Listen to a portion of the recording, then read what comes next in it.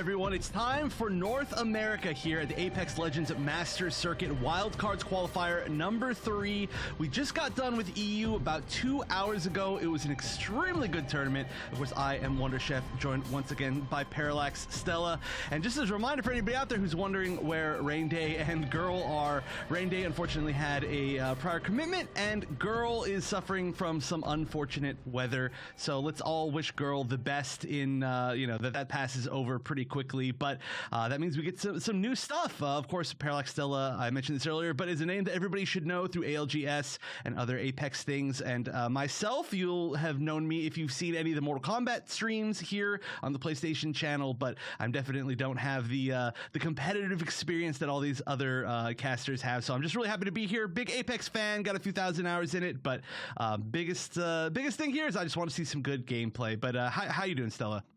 I'm good, man. You gotta stop framing it as Girl is suffering from, because like as soon as you say that, it makes me think of that one Arrested Development scene where like the doctor just delivers good news in like the worst way possible. So you gotta stop that, man. Like, she's not suffering from anything. She's just facing some weather issues right now.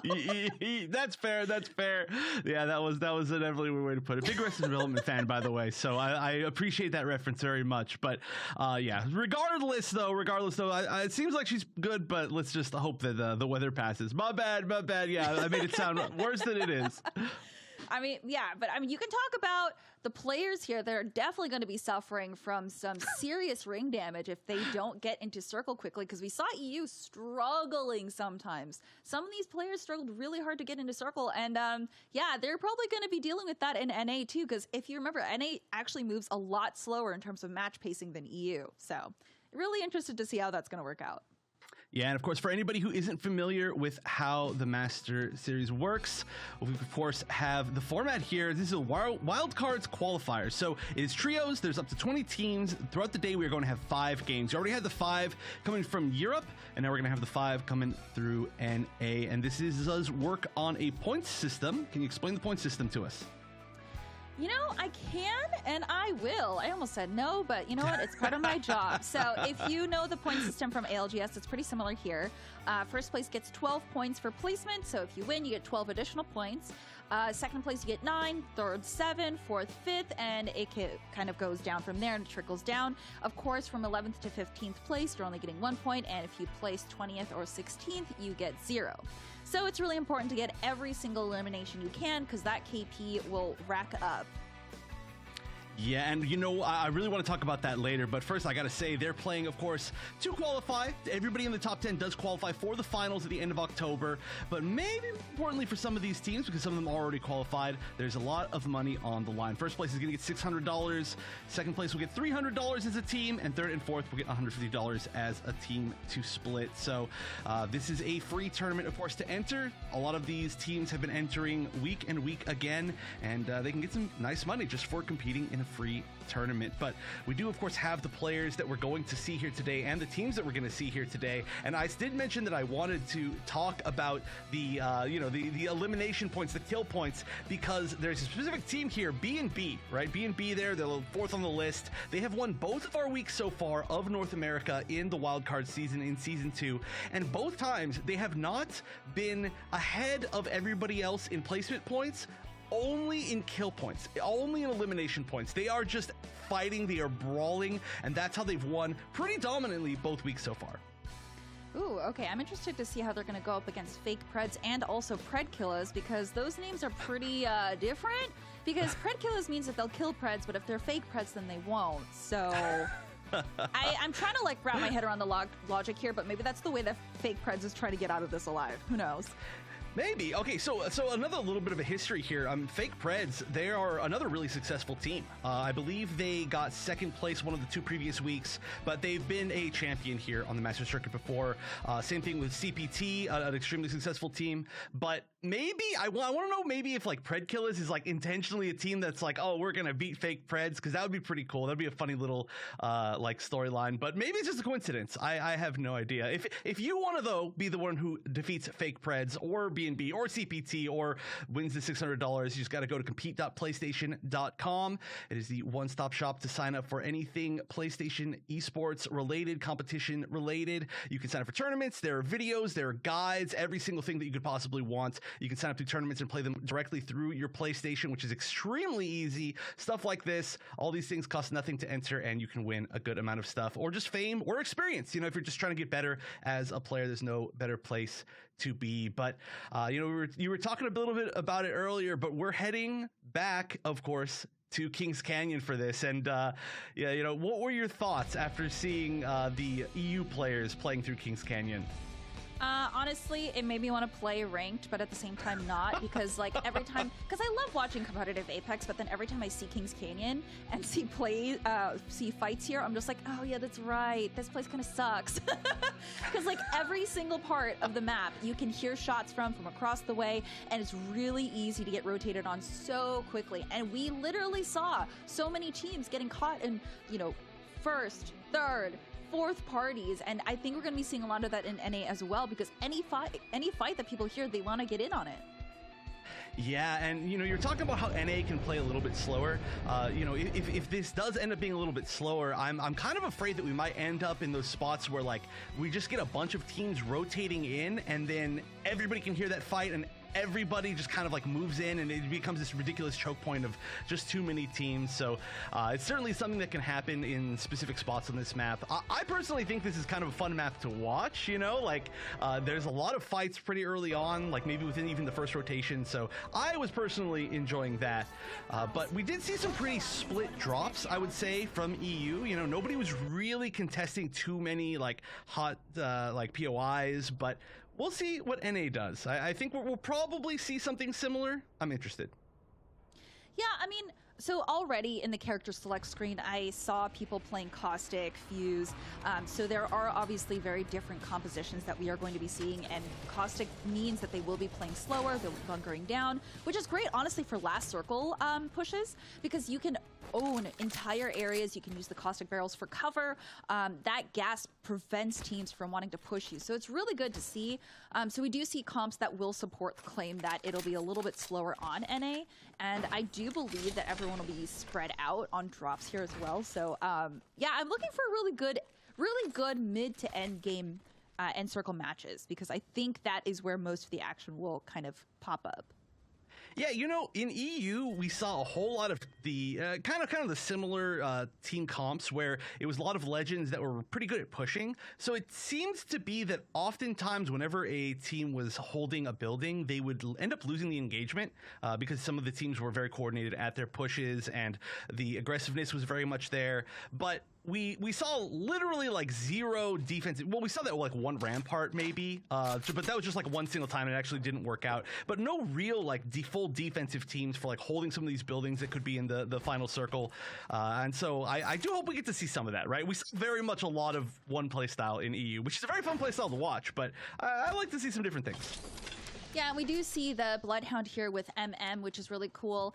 Bloodhound on Kings Canyon does feel pretty good as well, because the scan does go pretty good distance here on the smaller map. But it is one of those things where Bloodhound now is mostly used for solo survivability, since Bloodhound's ultimate does let you run faster and avoid shots that way a little bit more too. So we do see that. We have the Horizon and the Fuse combo, which is interesting. Oh, and we do see a fight happening over at Crypto Maps. Yeah, and I already see a looks like a bit of a Rampart Watson combo right there, just walling off the outside of that door. Pretty interesting little spot to hold, but it looks like this is going to be just two teams here, and they are somewhat split up. It looks like they're all pretty healthy. Obviously, you're not going to really want to commit to that push without being 100% sure that you're going to get something out of it if they're playing a defensive team, like we were saying. Already seeing a different team comp than we were seeing. We didn't see a single Watson, I believe, in Europe. Yeah, and Watson is really good for area denial as well right now, and I feel like a lot of people have been sleeping on how useful Watson can be, and even with Bunker Legends, you are still able to push pretty well just because of your passives and everything, and it does look like Bubba is opting to leave, even though they probably could have pushed with their Caustic on purple, but they might actually stick around for this fight. Looks like they did drop down. Yeah, Outsiders pushing in here, and they're actually shredding. They're doing some work here against Bubba Squad. Yeah, they are very much going down. Even just being able to hide kind of within the confines of the gas, that didn't really afford them anything. Really nice shots from outside. And yeah, it looks like Bubba Squad completely eliminated. They're going to pick up just in time. I think should be able to just kind of run with the ring. But they've got pretty far to go. Regardless, though, that was a really nice first pickup from them. I'm surprised that Bubba Squad decided to kind of fall down. Like, if you commit to falling down off of the balloon, there's nowhere for you to go. Like, you're fighting right there at the bottom of the balloon, and they kind of just got surrounded. Yeah, I think they were hoping that they could kind of land and work together with numbers, but the angles had already been taken on them, which is unfortunate. But now Outsiders gets better shields, and they get to live for it, though they do have a long ways to go to circle. They are on the opposite side of the map, so this is going to be one long trek for them. And this is what I mean by the map changes being kind of harsh to players. I mean, not only does the circle damage now tick for 2, the circle also closes way faster for Ring 1. Yeah, you know, you're talking earlier about how Bloodhound is used a lot for survivability, and I was going to say, I think 90% of the time now that I use, I mean, you know, not as bad, but just in general, I use the Bloodhound ults to outrun the ring. Yep, yeah. I mean, works. I've seen people do it because it's a harsh world out there now. Like, it is hard to get out of the circle when you're on the opposite side of the map. And look, we still see an entire team still at caustic water treatment. Like, that's going to be a long, long trek for them if they are not careful. Yeah, I'm surprised that we're not seeing any sort of movement. We did see a little bit of this last time, just a lot of crafted like med kits, but do they even have them? Is this going to be available for them? Are they just going to go down out here? This is Outsiders. This is a team that has played indies before. We've seen them a decent amount. This is going to be very close, actually. I think this medkit should go off in time, but that's a pretty risky move. And, you know, the other team that just eliminated Bubba's and had to fly forward, they actually ran into fake Preds immediately, which is a very scary team to run into. So even if you do manage to make it past the ring, of course, you can get pushed into fights that you don't want to. So being out there for so long is extremely risky. And it looks like No SG is going to have a bit of a fight here at runoff. I don't know where they went, though. Yeah, they are tracking them, but I think they did try to run back, but now they're getting caught out here. Uncharted, not sure who to aim at here, wanting to finish the down or get the person that's still alive. The Seer is running for his life, but I do believe he just got downed, and that was Triple Nug that was eliminated. Yeah, that insecurity on knowing where to go or where they want to go kind of was the demise there. And this is, oh, the Seer actually did get away. This is an entirely different team. This is B&B rushing in. And their Seer's actually decimating with the car here. Yeah, this is the team that I said is our two-time champion now, going for the three-peat. So you'd have to expect that they are pretty ridiculous as far as just actual combat. I mentioned it earlier, if anybody didn't hear, they have been leading almost completely on elimination points, so they have just been fighting. Their placement points are okay. You know, they weren't number 1 in week number 1. They tied for first in week number 2, but it wasn't like a lead by that much. But they've won like every week by like almost 30 points. It's been nice little finish right there. Yeah, I mean, so here's the thing. When you decide to fight outside of the ring, either you're going to get eliminated due to the circle or by a team or by an enemy team looking at you. And that's kind of what happened there, because that ring is not going to stop damaging you for anyone. Yeah, so if you're sitting behind the potentially top-seeded team, that is a very scary thing to happen. But this is definitely a spot with a lot of very awkward fights, these little kind of crevices in the hills. Looks like they've got somebody's loot over here. They can maybe do some armor swaps. So as someone who plays on PC, it's really funny that there is a thing called controller looting. And it's really funny to see certain players here do it, where you crouch up and down and move back and forth instead of jumping and like moving back and forth. So it is kind of funny to see that here. But that's what you get when you have a whole lobby for console, which is great, honestly. It's really cool to see the PS4 players being highlighted this way. And like some of them are absolutely fragging out. Unfortunately for Chickens, it is not going to be them. And Jedi Knight comes in. And they're absolutely beaming with the R301 here, at the R301 and Bolt combo here, and they do end up wiping Chickens.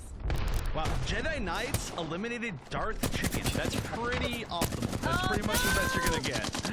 I feel bad though. I love that team name. Them and the Raccoons, which we will find later, hopefully. But we do have. So they were they actually didn't show up, unfortunately. Yeah, I think they got stuck in a trash can somewhere because, you know, trash pandas, raccoons. Yeah.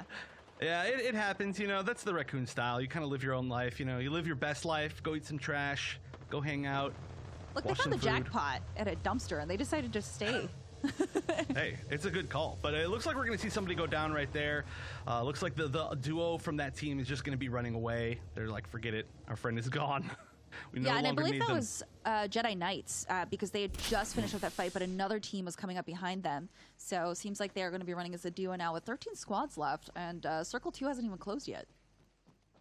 Yeah, we have seen actually a pretty significant amount of fights altogether. There have been a lot of people that I think dropped in kind of similar locations. Maybe as the day goes on, we'll see people kind of feel out where everybody else is dropping and try to avoid them a little bit more. But we did see, I mean, especially, you know, like we saw like 2 people down at like Caustic, and I think, yeah, I don't remember exactly where everything was, but we saw a few people land pretty close. It looks like we're going to see, oh, there's a fight right here, but aside from that, people are starting to get a little bit more split up. Yeah, fighting in the pit can be so difficult because there's so many different angles that you can come in and out of, and it just funnels you.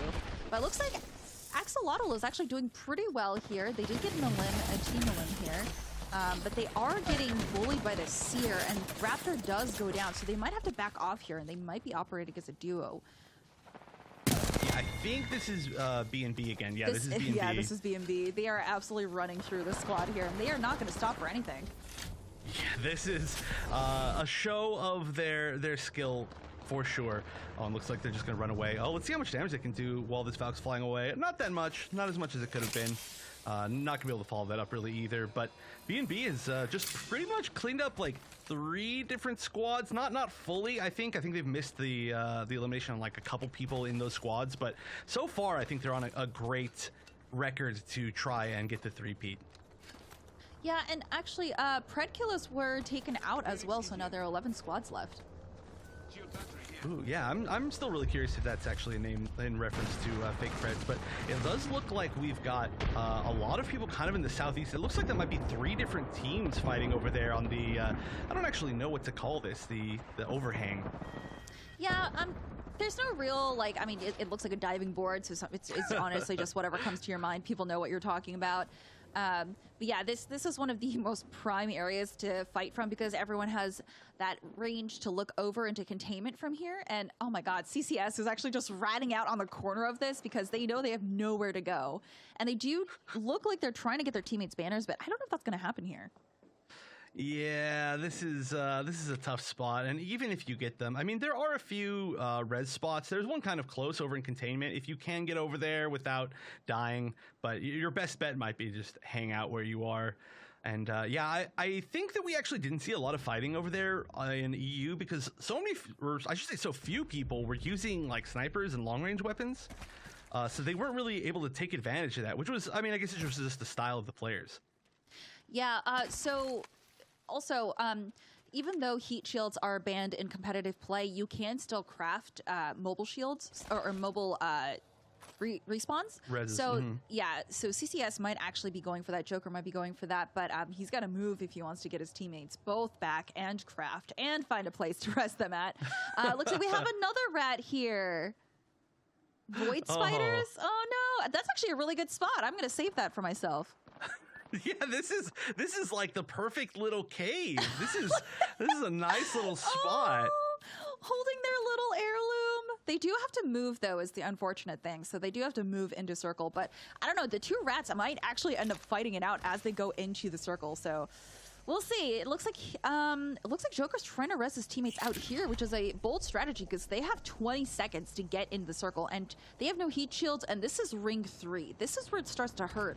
I don't think they make it, honestly, because he doesn't have enough heals for them, and they only spawn with two shield cells and 2 med kits. So yeah, he's actually abandoning the mobile res now because he realizes he has no time.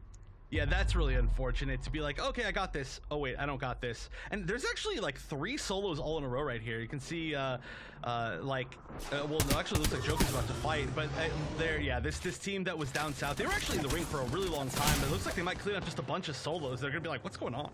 Yeah, I think Joker was hoping to use that res down there and run, but he's not gonna be able to make this feel. I think this is the end of Joker here. Yeah, unfortunate. It's that it's that inability to make a choice right away, that hesitation that really kills you in Kings Canyon, because you don't have the time to really think about what you're doing. You just have to do it. Yeah, yeah. I mean, honestly, two things. I mean, if that medkit had been used earlier, that would have worked, you know, as well. Not that the situation would have been really too winnable, but, you know, aside from, of course, the res that was just wasted. Like, if that had just been saved and moved a little bit closer, there could have at least been a res. Again, probably not a super winnable situation, but we're starting to get into a spot now where at least... Okay, BNB actually taking some damage here. Awoke having to back off, but does get demolished by Newcastle. Oh, okay. Yeah, it's really good to see Newcastle being used, one of the latest legends to drop into the game. And it looks like BNB actually does come out the winner here, though.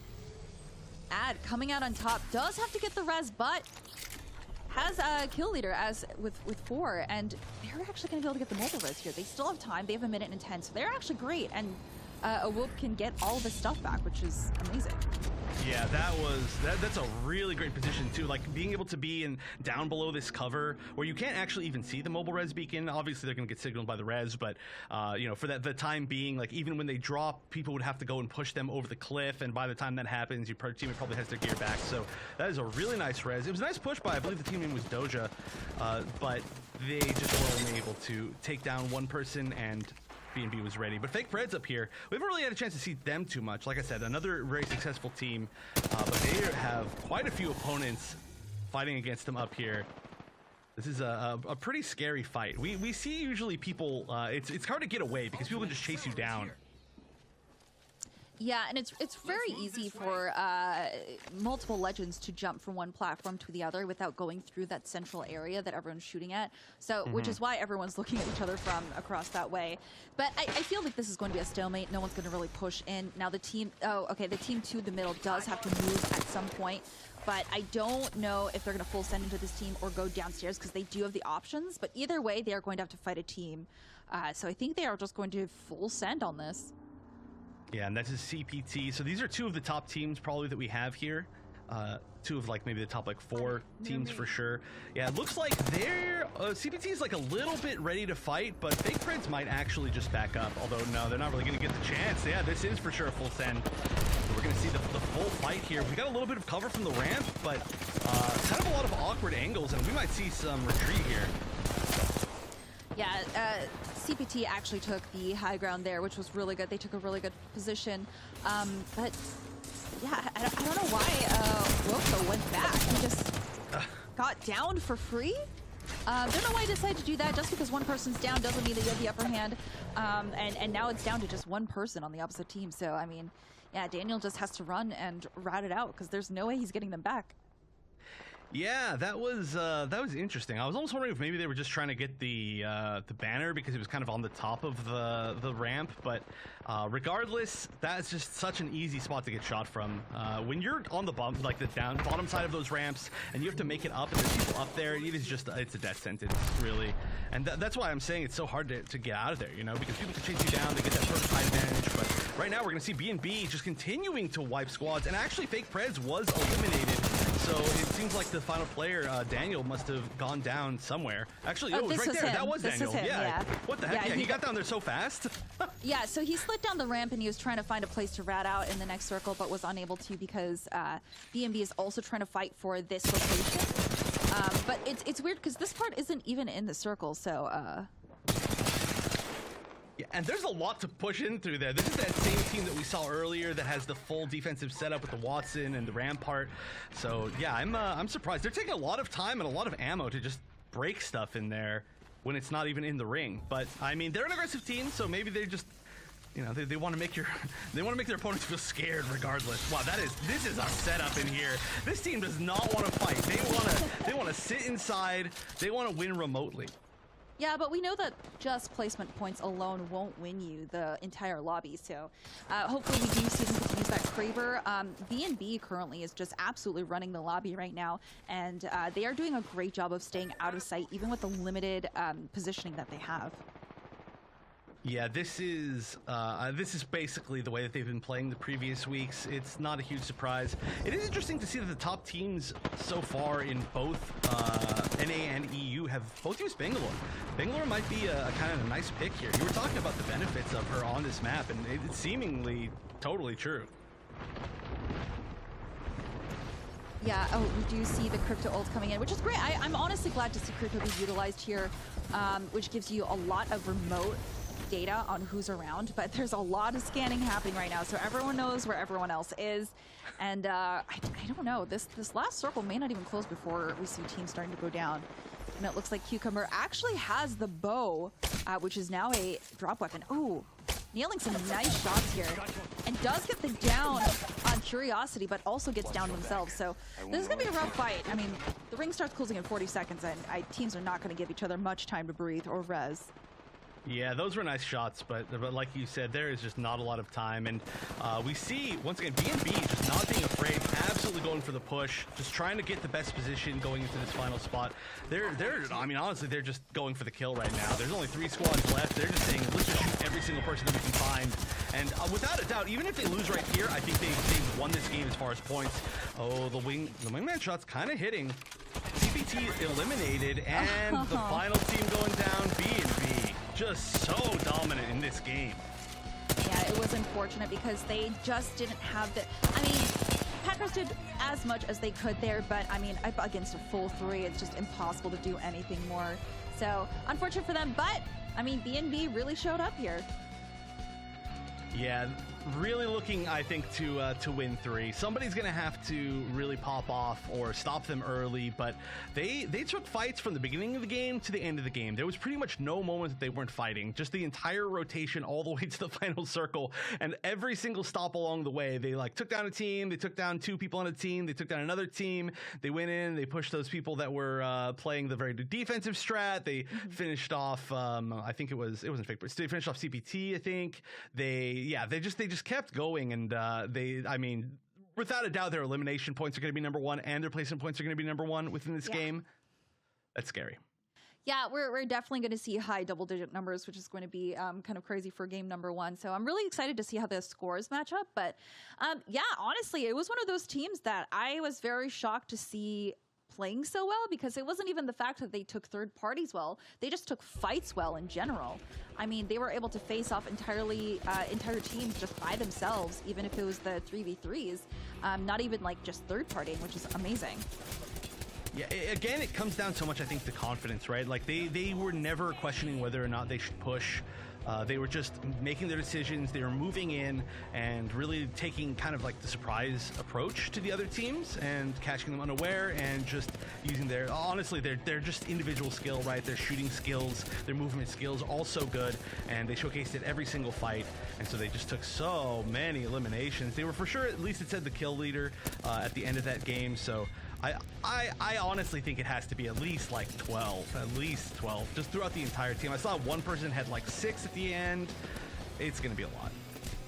Yeah, I mean, honestly, their ability to use Seer to seek out enemies and push fights using Horizon's ultimate and then pushing in and using Bangalore's smoke to kind of give them an extra advantage since they do have the Seer and his ult. It was great. Like, they utilized all of their legends properly, and their gunplay is actually phenomenal as well. So they really just have the whole mix down pretty well. I am curious to see how the other teams are going to do in the next few matches. Oh, and yeah, 12 was definitely aiming a little bit too low. It looks like the total count's going to be 17 kills. 17 kills and a first place. That is a lot. Considering how many teams were in the lobby, that was... I mean, I want to say, I don't actually know exactly how many teams were in there, so I'm not going to give the exact number, but basically the number is more impressive. It's a higher percentage than you would think than if it was a full lobby, because there are only so many people, and B&B managed to find them all. Yeah, and also their damage dealt is also pretty impressive. It's almost even across the board. So everyone is putting in the work. They are all communicating and working together to shoot the same targets. And it's great to see them actually winning their 1v1s in the fights as well. So you know that each team member can carry their weight. Yeah, and it looks like we had, I think it was 17 teams. That's going to be a total of, what, 51 players. So if they eliminate 17 of them, that's going to be... over 1/4 of the entire lobby was just them alone. Extremely impressive. And yeah, they're all good, easily all good. Let's see how much they're ahead by. Yeah, oh my gosh, look at that. They have as many elims as almost like the next 4 teams combined, slightly less than that. But then on top of that, number 1 in placement points. They're already leading by 15 points. Outsiders doing very well as well. CPT doing very well. Honestly, you know, just going down the list, everybody's doing pretty close, except for, of course, B&B. So somebody's got to do something. Somebody's got to change something. Doja managed to take down one of them, but then that was it. Yeah, I mean, I think that the top 3 teams are doing pretty well right now. And again, this is game number 1. So until we see how things go in game number 2, I don't think that we're going to be seeing this as like a big lead so far. But again, it depends on how well Outsider does. It depends on how well CPT does, because we don't know. This is game number 1. Everyone's getting used to how the speed is going to go.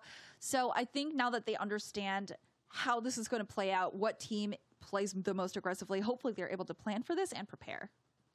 Yeah, I mentioned it before, but we saw a lot of people dropping in very close proximity to each other, and I'm really curious if we're going to see that again, or if people are going to start figuring out like, okay, hold on, these people are dropping here, I don't want to go over there, because a lot of people really gave it up very quickly in that game. They didn't even get a chance to really play, and we also saw a lot of fights that left a lot of people outside of the ring, especially from down south. And though a lot of those teams I think just couldn't really recover to like their maximum mobility, or they just ended up having to fight teams that had better loot in the end. So I think I'd like to see a little bit more safe play as far as drops go, and just the initial like looting time and first rotation maybe. But I don't know. B&B was very aggressive, right? And if B&B is going to like kind of lead the pace here, maybe people will follow them. I'm not sure. Yeah, I mean, honestly, Outsiders was one of the teams that fought at Map Room, and they were able to fully recover and go into Circle, which is great. And we did see that they are second right now, which there is that 29-14 score disparity right now, but they did really great. I think the only thing that really deterred them from getting more kills was the fact that they weren't able to rotate faster. So I think if they do rotate a little bit quickly, and if they do use their scan legend to figure out where the next circle is going to be, if they just beeline it, they might actually be able to set up and fight a little bit more. Yeah, that's true. That's true. That's like the third thing to think of, right? Like first you think like, okay, if somebody's running, they might just take damage from the ring. Then the second thing you think of is like, oh, if they're running, they might not be able to loot as much as they want to. And then third, it's like, well, the most important thing is that you're actually getting points because you're in a tournament. You're not just actually just playing the game. You know, you're not in a ranked lobby or anything like that. So yeah, that's totally true. I didn't even think about that. Like it's just less time to fight. And that means that teams like B&B that are more inside the ring can take out the teams before you can. And there's just a lot to think about. But yeah, we saw a lot of people caught outside the ring. I was surprised at how many we ended up seeing. It's a very different, at least the game 1 was a very, very different game than EU, but not in the way that I expected. Again, it is the first game, though. Everybody's getting used to each other. We've got 4 more games coming up, so I do believe that this next one should be coming up pretty soon. And I want to see a close day today. We saw a really close day in EU. If anybody didn't get to watch that earlier, it was pretty neck and neck the entire way. We did see a pretty solid lead from one team, but it ended up being, you know, very winnable for multiple teams at the end. And I hope we see it again. It's if we continue to see B&B play like this, though. Yikes! I don't know. Yeah, I would like to see a team be able to challenge B&B, which I do think that Outsiders could potentially do, because we did see them also being aggressive. But again, we didn't get to see them take a lot of fights because they were mostly running the entire time. So I feel like Outsiders is one of those teams that could do it. We did see them taking a lot of fights and aggressively pushing. So I think we just need to see someone match B&B's energy, because I think that B&B almost got caught off guard when they were met with the same exact energy. So honestly, I think that these players in the lobbies just need to expect that they're going to have to keep their energies up. They're going to have to be as aggressive and be confident in pushing. I mean, we did see that one team fall off the jump tower and try to commit to a fight, but they were just unsure and ended up losing. So confidence and decision making is definitely the main key in Apex. Yeah, especially on this map, especially with less time to actually make those decisions. And we saw the one rat that didn't quite make the right decision with the reses, and yeah, confidence is big. It definitely, like I said, it's the common factor between the two teams that we've seen do the best so far. But let's see if we see any team changes. We did see that one very defensive team that was pretty cool, the Rampart Watson. We still haven't seen. Oh, I was going to say a caustic, but no, we did see that one caustic. I'm sorry, and it was from Bubba Squad. They went down pretty quickly at the bottom of that balloon, like you were talking about. They are going to be picking the caustic again. It looks like we're going to see another Watson. Killzum was playing Watson before. Milk is going to choose and we're actually going to see. I have to point this out. Realm Jumpers is going to use Vantage, which we haven't seen at all today. Yeah, and I'm glad because Kings Canyon is great for Vantage. The fact that snipers can see across like 2 different POIs at once is incredible. So using Vantage is great. You get a free sniper rifle, and you're able to get so much more information off of her passive on teammates or on enemy teammates as well. So it's honestly such a great call to have her. So I'm really excited to see her being used. I do hope we get to see that team getting into a fight because I don't think we got to see them before. Yeah, it might have been one of the unfortunate early teams that got into a fight or something, but I don't remember seeing them for sure. And yeah, I really want to see some Vantage. I feel like I've seen so little Vantage in these tournaments in particular. I think only like one person really has ever chosen the Legend. It's strange. I'm trying to think back. I don't know why there's not more, but we're actually going to see people land on the loot ship, which is something else that we haven't seen very much. Yeah, I think this gives them the opportunity to either go into Skulltown or go into Caustic, which Caustic really has good loot, and you just have to fight for it. And if you do, then you come out for the better. But it does look like maybe they're doing that to try and get an opportunity to swing in or go into the village below. But it looks like the map, everyone's pretty spaced out. We do see a lot of teams actually floating pretty close to one another. So this might end up in some early fights or some early rotations that may push other teams into each other. So, yeah, we're going to have to see how everyone rotates. Yeah, you know, the places that people are landing are also very different between the EU tournament earlier and today. We've got a ton of people right now on the west side of the map, and we saw literally only like one team usually going to the west side of the map before, and Swamps was kind of the hottest drop in EU, and nobody's in Swamps. I mean, one team kind of like the south side of Swamps, sort of, but that was kind of the only place that we saw multiple teams drop at once and tried to contest. Gotta hop up here. Yeah, I mean, Hydro and Repulsor generally have pretty good loot, so we do see some people, some teams existing there. I think we did also see someone land Map Room, and that team is still there and trying to make their way in. But we see around Repulsor, there are 3 teams. So we may see some poking battles here just because they're going to be wanting to fight for that loot. Because, I mean, one location for a drop in Kings Canyon is not enough loot for an entire team.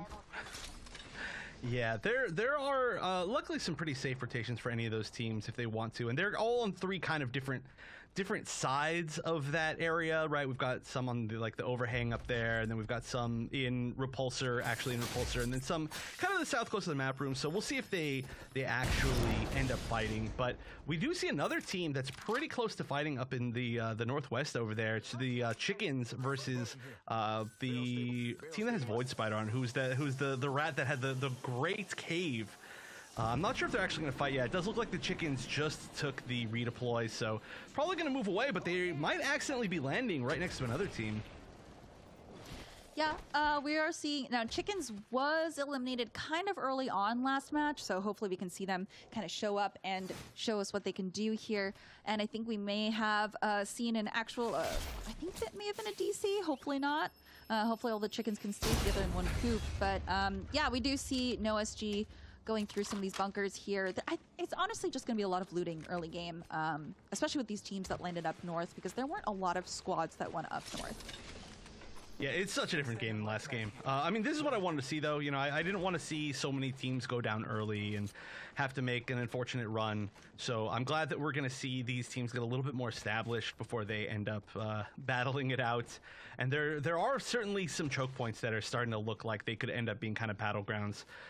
It looks like we're seeing one team that might be kind of heading down to the already 3 teams by Repulsor. Over on the west side, over kind of by like the Octane Gauntlet, we're seeing a few teams start to kind of get choke pointed in, and they're pretty much going to be forced to kind of go into that one path over by Skulltown. So we'll see if they run into each other. And then there are a few teams that are going to have to make some pretty big runs. Right now we're looking at Bubba Squad. They didn't really get a chance to use the Caustic to full effect, right? They were just out in the open when they went down. They never really got a chance to go to any like choke points or to any houses. So I hope that they find a nice little spot within the ring, which they're pretty close to. They don't have to go very far, and try to hold it down, show the strength of what Caustic can do here.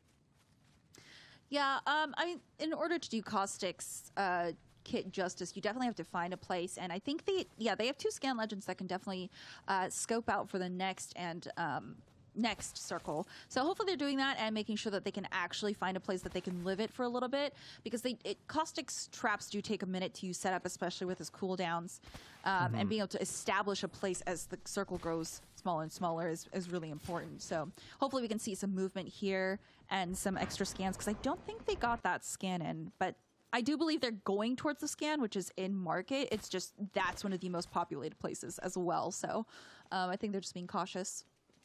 Yeah, you definitely want to take your time pushing to that spot. We saw, I mean, a final circle in that kind of similar area, like right to the west of Market, right to the north of Skulltown earlier, and that is just such a chaotic place that you just don't want to fight. There's so many of these wide open long angles that you don't really get the cover that you want as you try to travel through, but eventually you're gonna have to, and we are starting to see this is really getting down, I think, to the point where we're really gonna start seeing a lot of these teams fight, because there's just not gonna be enough space for all of them. We were seeing, like, on this north side, this is the scariest, one of the scariest parts of this map to me are these choke points up here, kind of like to the northwest of Hydro, because there are just not a lot of ways that you can get through. You eventually have to run into somebody if everybody's rotating through, and ooh, the fight in the pipe, and that's going to be Predkill is going down pretty early again, and B&B getting another squad wipe. Yeah, it seems like Predkillers just wasn't expecting a team to be there, and they were completely caught off guard, but that's interesting to see that they were caught outside like that. But I mean, you know, B&B has also been moving around quite a bit, so hopefully maybe that was just them getting caught off guard and not them having a full 3-on-3 fight. Yeah, that's been, B&B's been literally just nonstop moving. They basically have just not stopped leaving anywhere. But okay, we are going to see a bit of a fight here, although this team seems pretty split up. It's I see Fake Preds, I believe, is the one that's holding down the cage, but I'm not sure who's pushing them, and it looks like one of them went down. It looks like Fake Preds is still alive. It looks like they kind of staggered themselves, and yeah, the entire team's gonna go down. That was Realm Jumpers. They didn't push together. They took like a zip up at weird times, and there is another team. Axolotls here to challenge Fake Preds. We'll see if they can get any damage in. That's a pretty open spot, and they've already gotten some damage on them. Yeah, the hardest thing about fighting at Cage is the fact that it's just so open and there's so many different levels. We do see Fake Preds using the R301 with 3 times to try and snipe beam over here. And they did end up getting that person pretty low. Now these smokes might do extra damage. It does 10, but it doesn't quite knock there. So unfortunate for them, but they aren't going to give up this position to move, because they also still are all outside of the circle. And you see After Die from Axolotl is literally getting away with 1 HP, and there's another team trying to go through that choke point, and they might actually end up getting caught out here. And this is what happens on King's Canyon when you don't rotate quickly. Everyone looks at you. Yep, like I was just saying, all the little like choke points in between the mountains and like the little like crevices in the mountains, those are just so deadly, and I have lost so many games within that. But I'm actually really sad that smoke didn't knock. That would have been such an amazing shot. That it's super far range smoke. They must have had literally like 1 more HP than necessary. That was pretty incredible. But Fake Preds, I mean, holding that cage really well, which we almost can't even call cage anymore, I feel. Yeah, I mean, Cage is not, I mean, that's why they did get rid of all the walls and stuff. They didn't want it to be a place where, like, people could just bunker down, and which is what people did. And now Axolotl is taking a long way into the circle. I think they just want to avoid all combat, but, I mean, Chicken is here, and they don't realize that, so they're about to be in for a rude awakening, but it looks like Chicken is also trying to rotate around. Oh, and they actually did end up breaking someone, and Triple Nug was also eliminated, actually. So lots of things happening as this second ring is closing. Yeah, it was so safe, but the safer and slower the early time. Oh wow, what a perfect angle through the little crack in the house. That was a extremely important down, and now Chickens is just in such a tough spot. This house in particular is ridiculously hard to hold. There are so many different ways that you can shoot into the house. I mean, obviously having just the advantage of the walls is nice, but you're almost like more scared that people can they can shoot through the roof, they can shoot through the side. The little spot above the roof right there where the person got down from was huge. They do have some pretty defensive legends. This is a pretty interesting team comp, but I don't know how well that'll help them fully hold. Like, you can't set up the walls to block every single crack in the wall. Yeah, they do have the Gibraltar ultimate coming in, but I don't think it helped them out much here. Unfortunately, they just weren't able to Axolotl. They weren't able to hold back on Axolotl here, and now they're able to get a res off for free, and I think they are going to be able to eliminate this team. It just was not one of those best positions that you could play here. Yeah, and honestly, they need to get out of there pretty soon. This is going to be a relatively strong circle. Not super strong, but enough that they need to get around the bend. I don't exactly know how to explain that. The wall right there, you know what I'm saying? They can't make a straight shot directly there unless they maybe choose to Valk ult, but they got to be a little bit worried. Regardless, they got a lot of damage in there, and Axolotl's been getting kind of scoring a lot this game, just as far as eliminations. They've been doing really well, but now, I mean, if they got to recover from this, that's going to be the toughest part. Yeah, so one of the rotation points there was also blocked off, which is why they do have to go around the long way. Which, I mean, it's good that they got KP, but they are going to have a long ways to go. And hopefully they have enough heals off of those that team that they fought.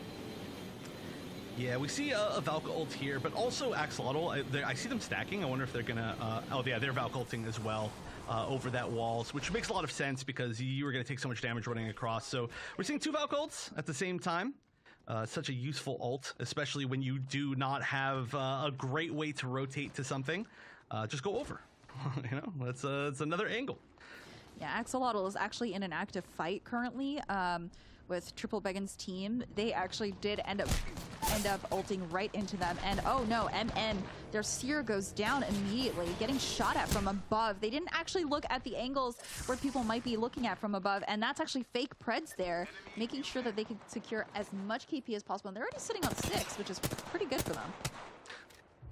And once again, we've seen some very wild Watson setups where there are just so many fences stacked. Like, I don't even know how they had time in that choke point to set up so many Watson fences without anybody showing up. But we haven't seen it come into effect too much. So I'm interested to see if somebody can finally find a nice spot to hold down. It does look like the circle is getting closer to Caustic. So we'll see if anybody decides to hold up in there. Right now, though, we are going to see the usefulness of the Caustic. The actual Caustic, not the place Caustic. As this is now a pretty tough spot to push. We've got Caustic traps on most of the entrances. I don't know who's pushing them, though. Ooh, did quite a bit of damage to their shields.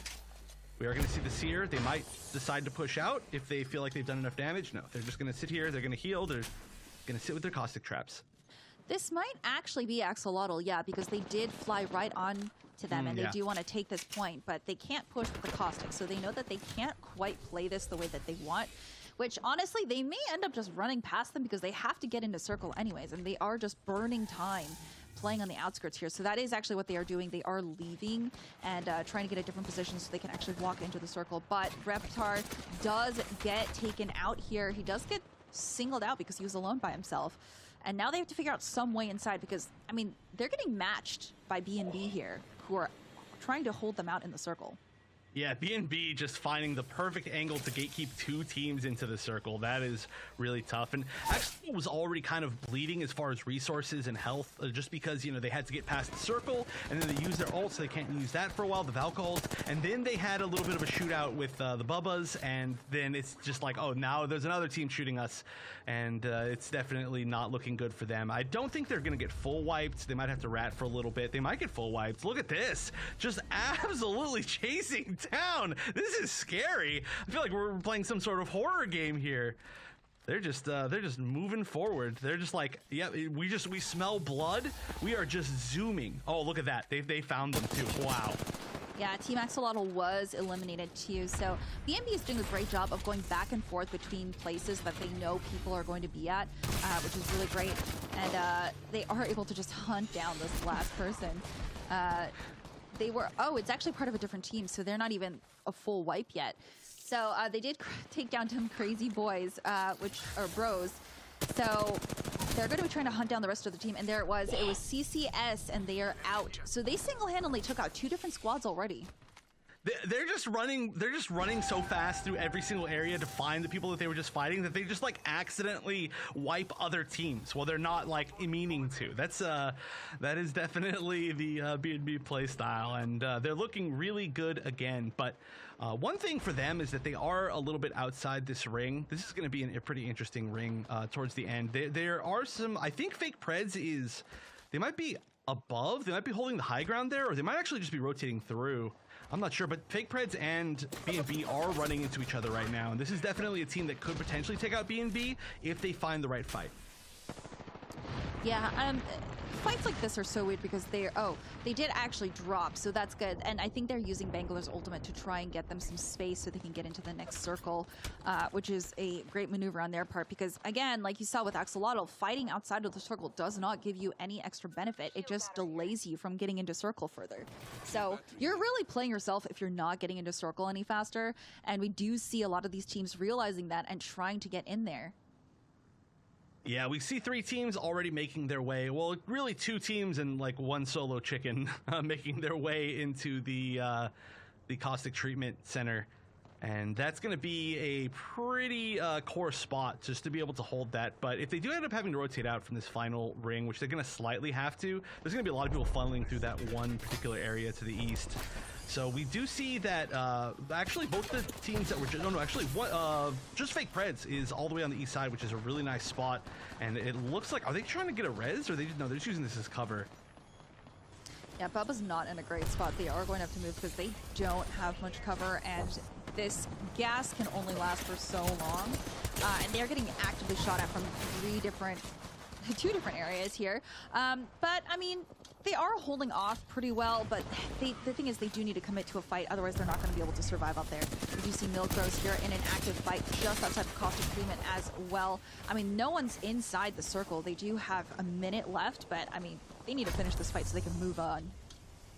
Yeah, this is going to be that really awkward spot. And actually, we are seeing B&B. It looks like they might have been fighting B&B. B&B moved over to not where the circle is, but to caustic treatment to like fight people there, which is again very aggressive but very B&B style. We're going to see a Valk ult from I think that was the Bubbas to get out of that awkward situation where they were kind of sandwiched. Oh no! No, but they got shot down. So unfortunately, they did shoot down their Valkyrie, and now they are getting absolutely decimated here. That's the problem with playing Valkyrie and doing her ultimate late game. You don't want to be doing that because, I mean, round 5, you're going to get shot down. That is a straight shot. That is giving everyone the beacon to just shoot at you.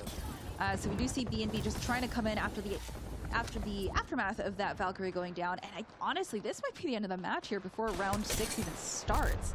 B&B is just running through to each squad here. They're literally just like, yeah, it's like, okay, it's your turn. Okay, it's your turn. Okay, it's your turn. And yeah, we're down to our final 3. And like you said, not even in the final ring yet. I think one of these is a solo too. I believe, is Darth Chicken a solo? No, not quite a solo. A duo. The final team is, oh no, that is a solo. This is a different team that's next to them. So Darth Chicken is just kind of soloing it in the back, trying to rat out for that final point. But the other team that they're fighting is going to be Outsiders, who is currently in our second, but oh, that's a tough spot. Yeah, I don't know why he would open the door and wait like that. They don't have to push. They could just wait. But that's, I mean, again, you play these tournaments and you learn, I guess. But, I mean, you did not have to push that. You didn't have to look at it because you have that house bunkered down. Yep, and that is going to be just one person left. Just Valk ulting, you know, just fly away. Oh, they're just flying in a circle. That's respectable. That's respectable. They're like, you know what? I made it. We made it. We got to second place. I achieved my goal. I'm just going to take a skydive down. That is very respectable. Maybe second only to flying into the ocean, but I appreciate that. B&B, though, again, extremely dominant, and I think so much of it was the fact that, I mean, really, Outsiders had such a good position in that house, and then they kind of gave it up, which was a little bit surprising to me.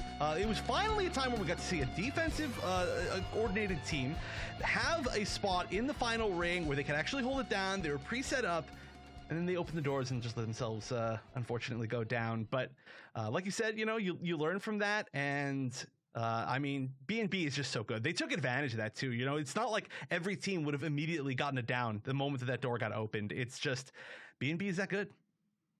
Yeah, they're definitely a team that's very used to playing in competitive. I mean, you can tell with the way that they move. Also, they're playing fairly aggressively, so a lot of teams don't know how to handle that. So I feel like maybe if we have more bunker legends, it might slow them down. But your skills also need to be there, where you can fight toe to toe with them, and you just haven't been able to see anyone actually be able to take that confidently, just because they've not been given the space to. And that's what B&B does so well. They just don't give anyone any space to consider any other moves.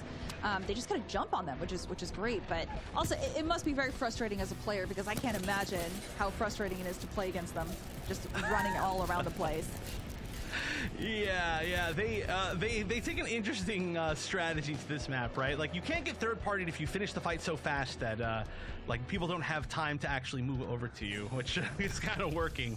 But yeah, honestly, they're aside from the fact that they're being really aggressive, their decisions on which way to rotate around have been extremely strong, and it's been some I don't want to say questionable, but like potentially risky choices, like especially here kind of at this last circle, when instead of moving to the circle, they decided to first kind of just saunter over to caustic treatment and try to take out whatever teams were there, and then go around the bottom.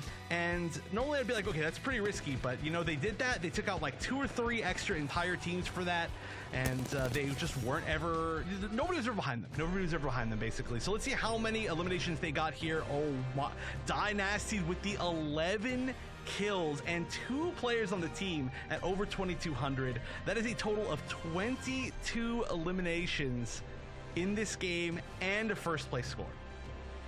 Yeah, Wolf also did 10 assists along with 6 kills, so that everyone on this team is doing their best, and they are showing up here. And I mean, their accuracy is also really good. I mean, we've seen them just absolutely beaming from across the map as well. So I mean, B&B is definitely a threat in this lobby, and I really want to see someone respond to them, but I just don't know how they would do that right now. Yeah, same. I mean, I like your idea of like a little bit more of the like defensive legends.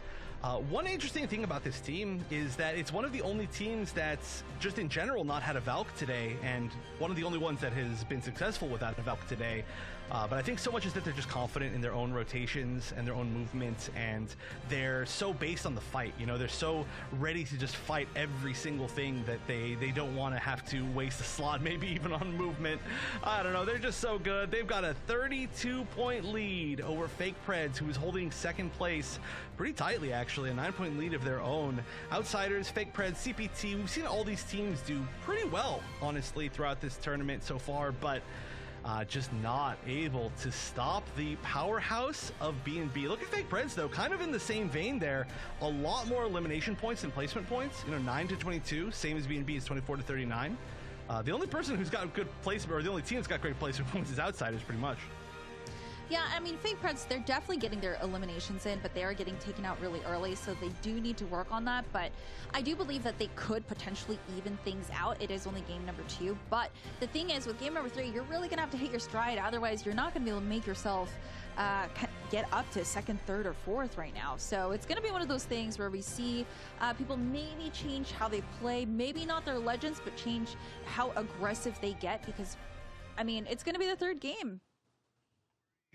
Yeah, I mentioned it before. It is going to be tough for sure, but Fake Preds, I think, just from what we've seen of Fake Preds before in the Master Circuit, I feel like they're one of the only teams that could actually potentially go toe-to-toe with B&B in just an actual gunfight if they were in the right position, right? They managed to run into them one time, and they were like, we're not in a good position. We're just going to back up. We already jumped down, and so we didn't see them even attempt. But I do hope that we get a chance to see those two kind of go head to head a little bit later. But of course, we're gonna take a break before that, and even before that, I just want to remind everybody, if you think that you can be the ones to take out B&B, or if you want to learn to play like B&B, go to compete.playstation.com. It is the one-stop shop for everything competitive related to PlayStation. You can sign up for tournaments, all free. You can sign up, or not sign up, you can check out videos. There are guides. I know there were just some new Class GG guides on, or Roll GG guides on Apex about like, how to use different roles in a different team and which legends make up good, team comps for those roles. So those are all really, really nice. A lot of those by Rain Day. So you can check those out. Again, compete.playstation.com, or you can sign up. We do have another qualifier before the finals for this, but we're going to see who ends up qualifying today after we take a short break. So don't go anywhere, because we will return with more of the Apex Legends Master Circuit right after this.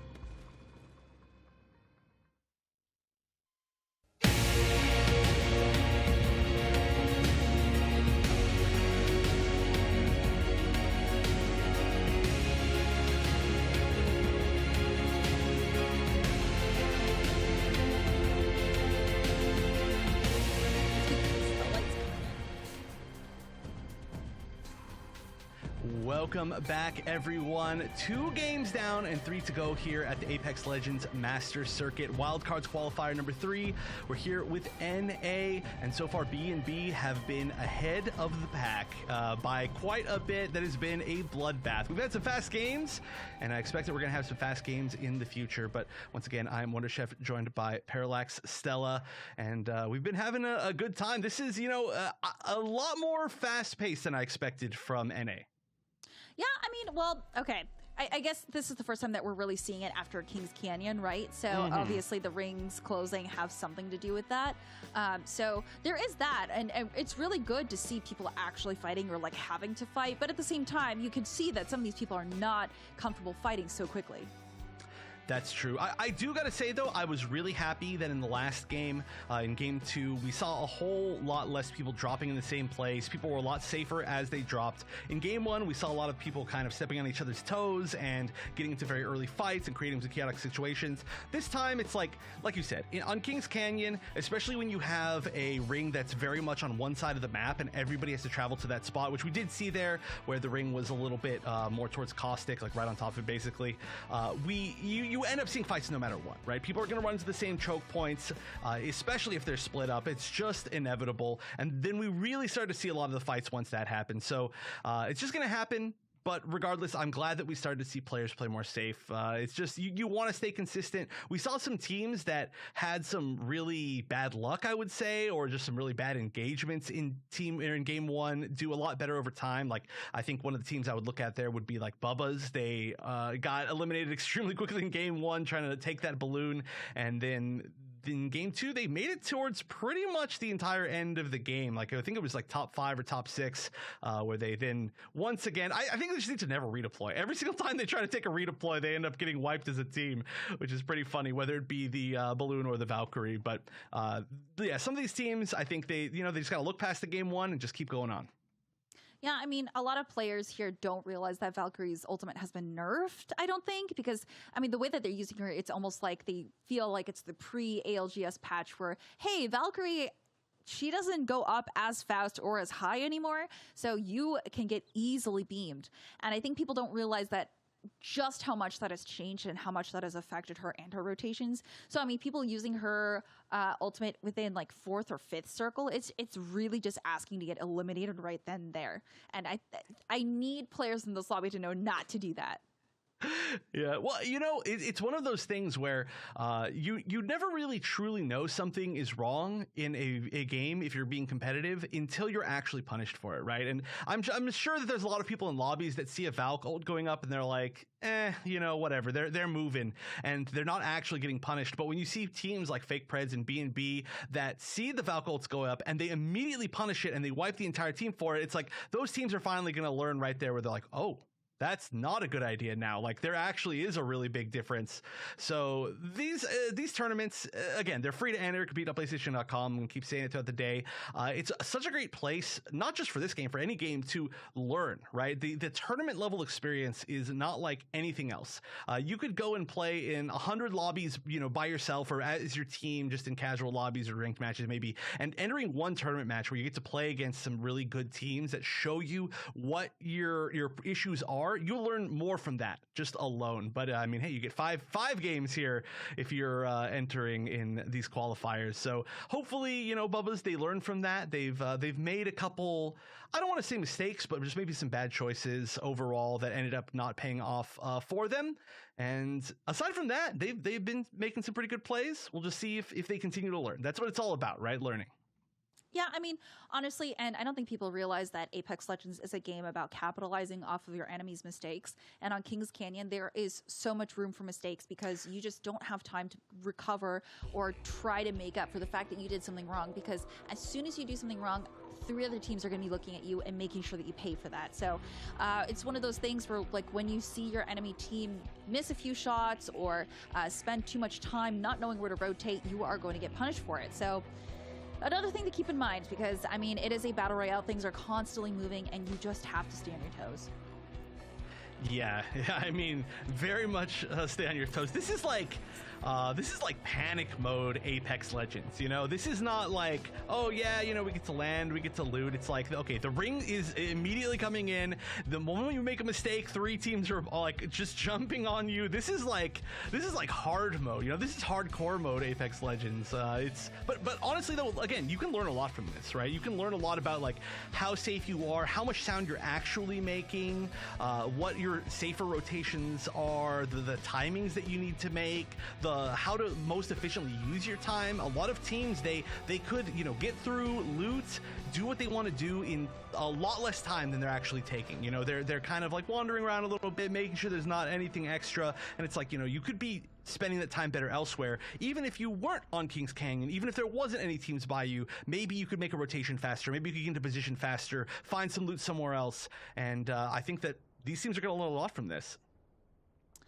Yeah, I mean, we do see everyone doing their best to try to loot up and be ready for a fight as soon as possible. But again, it's just the fact that some of them may not be used to the speed that a competitive match may give them and not be quite ready for that sort of aggression yet.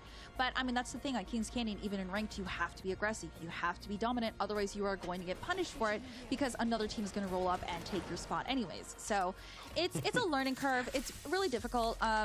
King's Canyon especially is just extra unforgiving to those who make any sort of mistake, as small as it can be. So it's just one of those things, like you just learn more with practice, and that's why it's good that, you know, PlayStation is putting on these console-based tournaments so that people can actually learn how to play on a platform that they're comfortable with. Yeah, you love to see it, and like I said, it's all a learning experience. Now we are going to see a ton of teams once again, all landing on the west side of the map. Nobody's quite in like fighting range of each other. They are pretty close. They definitely could be taking some shots at each other soon, but the big issue, the scariest thing, is that all these teams need to rotate. There's only like 3 or 4 teams that are in kind of ring position. We do see in artillery, yeah, we're actually on it right now, these teams are going to have to get past each other to get into the ring, and they are taking the classic both on opposite sides of artillery kind of situation. Oh, there's actually a couple teams as well to the north. This is more than 2 teams. Yeah, there are teams in containment, but they're not really close. And it looks like MM is the one that is on the south? No. West side? Yeah. So they could totally move, honestly, if they wanted to, and go into crash site.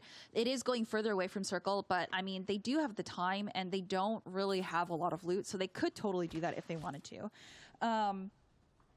Yeah, I don't know. This whole standoff thing at the beginning of matches don't make a lot of sense unless you have really good shields. But I don't think they have that intel on their enemies ahead of them. So I think they're just going to try to rotate around, maybe get a few shots off. But yeah, it's always weird to see fights happening in artillery because it's just such long range fighting, and not everyone has good loot here.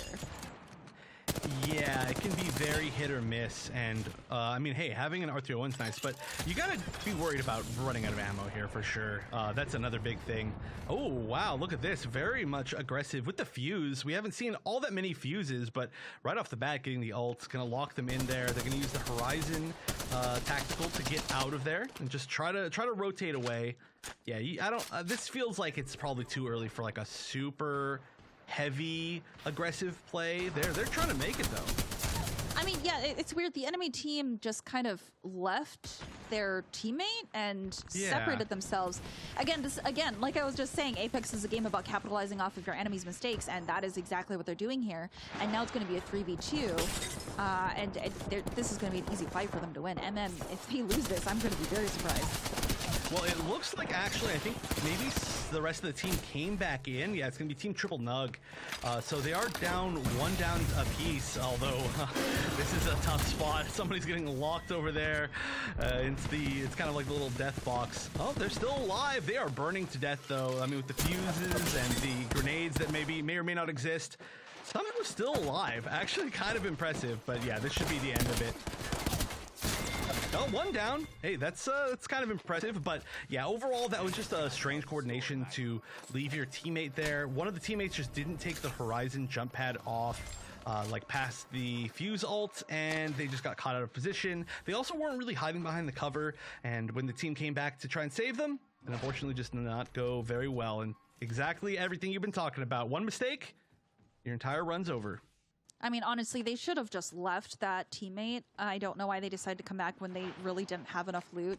I understand that there is power in numbers, but there's also power in survivability and being able to make sure that you can get into higher squad ranking. And we do see another team hearing this fight and trying to sneak in here and see what exactly is going on. So you spend a lot of time fighting, and even if that other team had won, they probably would have gotten jumped immediately, just like this other team's doing here. Yeah, they did have a little bit of time to heal up. They got to blue shields. They were getting pushed by another team with blue shields, but they did get a little bit of that extra damage from that team fight. But that's another thing, that the tournament experience really helps with. In normal matches, I think some people, especially if they're friends, they tend to try to res their teammates kind of no matter what, because they're like, we might lose a little bit of rating here or something, but like we just want to play together, But in tournament, it's like that could cost you literally your entire run. And ooh, somebody's got a sniper. Yeah, it's CCS fighting here, but yeah, Gunna only has a Volt and RE45. I don't know how much damage they can do unless they decide to run at them, which is going to be something interesting. I don't think they're going to fully commit to this fight here. It doesn't look like something they'd be interested in doing, especially getting up their high ground, and they do have to constantly, they do have to rotate in. I don't think they're going to be fighting. Yeah, they're going to go around, they're going to loop around, and yeah, I mean, as CCS, they're going to have to loop around into the... either follow this fight or just go straight into the circle, which honestly is what I would do because...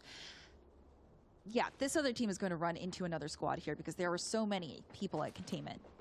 Yeah, this is about to get very chaotic, I think. Although, it looks like the other team might be rotating fast enough that they're not going to get caught, although there is that... oh, wait, hold on a minute. This team's a little bit split up. It's chickens. It's the chickens down there. I'm not sure if they know that somebody's behind them. No, they do. They're turned around. But they're in the ring. This is just... I hate fighting in this area. This is just the worst. This little deficit, I believe, is the term for a little indent. Yeah, I like them just getting out of there. You don't ever want to get caught in this area. Yeah, they also changed this area so it opens up so that people can't just bunker down in there as well. So it's even more open. And we do see this other team here kind of looking down, looking from down to above. And they are going to opt to rotate maybe outside of circle. But, oh, it is actually Team Jedi Knights that is below them. They haven't been caught yet, but that Lobo bracelet might give away their position here. Yeah, and it totally did. And that was actually the team that eliminated Chickens in game number 1. So Chickens probably wanting a little bit of revenge here. Although, yeah, they should be able to get out of here, I think. I think it would be weird to push them all the way up the hill. Though one player is still outside the ring. They're using a med kit, so they probably will get it off in time, it seems like, from the start of it. But the scary thing, I think, is just their positioning, right? Like, maybe they are kind of hidden. Oh, yeah, maybe they're kind of hidden by the ring. It looks like they're going to get through. It looks like Chickens rotated away as well. They didn't want to take that fight. Yeah, we do see CCS here in a fight again, though. And I think... I'm not quite sure which team this is, but CCS Joker is the only one that has been able to get away currently and has very low shield and health and is getting shot at here. And I think he just... yeah, he did get eliminated here. And that was by a Team Axolotl. Yeah, Axolotl's been doing very well in these games so far. This is maybe another team that could kind of push up within the rankings throughout the day. I've seen them before a few times in the tournaments. They're not an uncommon pick, but they didn't place too high. But I feel like they're another one of those teams that's really improved over time, which is great. You love to see it. And they have already taken out a few teams this game. Got to see them take out, I think, 2. Yeah, we see a lot of people still rotating in, getting stuck at around cage. There are 3 different teams there, and they aren't quite able to rotate into circle yet, and it's going to get real close because they have 49 seconds. And there are a lot of teams just existing outside, and that was Bubba Squad that was just eliminated at 12th place. And, I mean, yeah, there's still a lot of people outside of the circle. We're going to be seeing pretty much the squads that rotated quickly in first. They're going to be staying there for a while. So we know where those squads are. Yeah, I think one of the scariest things here is the potential that we do see fake Preds down at the very, very bottom. Oh, are they going to actually rotate east? That would be really smart rather than trying to make their way north through Skulltown. Axolotl, though, is going to have a little bit of an engagement here. I'm not sure if they're going to commit to it. We did get to see an ult somewhat baited out, maybe. Yeah, they don't really have to take this fight until they're absolutely comfortable with it. They've got great positioning. They're right next to the ring. They can essentially become the gatekeepers. They've got that last little bit of high ground next to the ring too, which is really important. Although we do see another team on top of the building over here and just kind of taking some nice pot shots. Yeah, they are absolutely chasing down Demon here, though. They aren't letting him live, which is fine because they can secure the KP, especially with 11 squads left. You are still playing for placement, so being able to get that KP whenever you can is really good. They did get this secured down on Demon there. And yeah, we just see teams just kind of holding others out of the circle here. Yeah, actually that was CPT, and I do think that CPT may have had to drop as a duo. It looks like they may have had an issue with one of their teammates. So they're, again, a great team, and, you know, playing as a duo, for them to be able to get as many eliminations as they, like, possibly can, just to kind of, like, build up their points, even though it's going to be a tough situation for them, that's pretty good. But this is a scary little box to be sitting in over here for Doja. But oh yeah, they got separated. The team behind them, the team in front of them, they are not looking to be in a great spot. They're pretty geared up. They've got a few resources available as far as moves, but fake Preds coming in behind them actually is super low. And Doja was not able to actually trap anyone inside of that ult, which is unfortunate, but I mean, hopefully that means that they can get their teammates' banners and hopefully go back somewhere and res at a safe location. But I mean, they do have a minute and 30, and I don't think they're going to be able to get it anywhere here. They may have to do a mobile respawn. Yeah, it looks like there's maybe one res left, but it is... Oh, no, there's a few reses within the ring, actually, but they're all in very scary spots. There's one almost directly in the ring. They've got... yeah, okay, they've got the mobile anyway, so that should be pretty good. It doesn't seem like there's too many people around that could really aggressively push them for trying that. But I think we're seeing actually a good amount of teams, just from looking at the map myself, that are not full teams, right? Fake Preds, we can see right here, only Daniel Spams is left. We got to get the banner back for Woko, and then we've seen CPT as well as a duo. I'm not sure what happened to the trio in Fake Preds as well. But a pretty interesting game here. We may have queued into a duos game. Yeah, CPT actually did go down, and now Realm Jumpers was eliminated in 9th place as well. We do see Daniel trying to run for his life here. He's not going to go for that banner, which is a little too far for him, but I think he's just going to try to play for placement here now. They do have 1 KP down at least, but I do think that they're going to be struggling for placement. And now we see Pred Kill is also in an active fight here with 2 Seer ultimates. Kind of in a 2v3 here. It's not looking so great, even with the Fuse ult and the Fuse Qs. The ultimate Seer Venn diagram. I love when you see that. It looks very funny. But yeah, Pred Kill has actually been going down really early throughout the day in both of the previous games, so I'm glad to see that they're making it a little bit further, maybe getting a little bit of damage on board.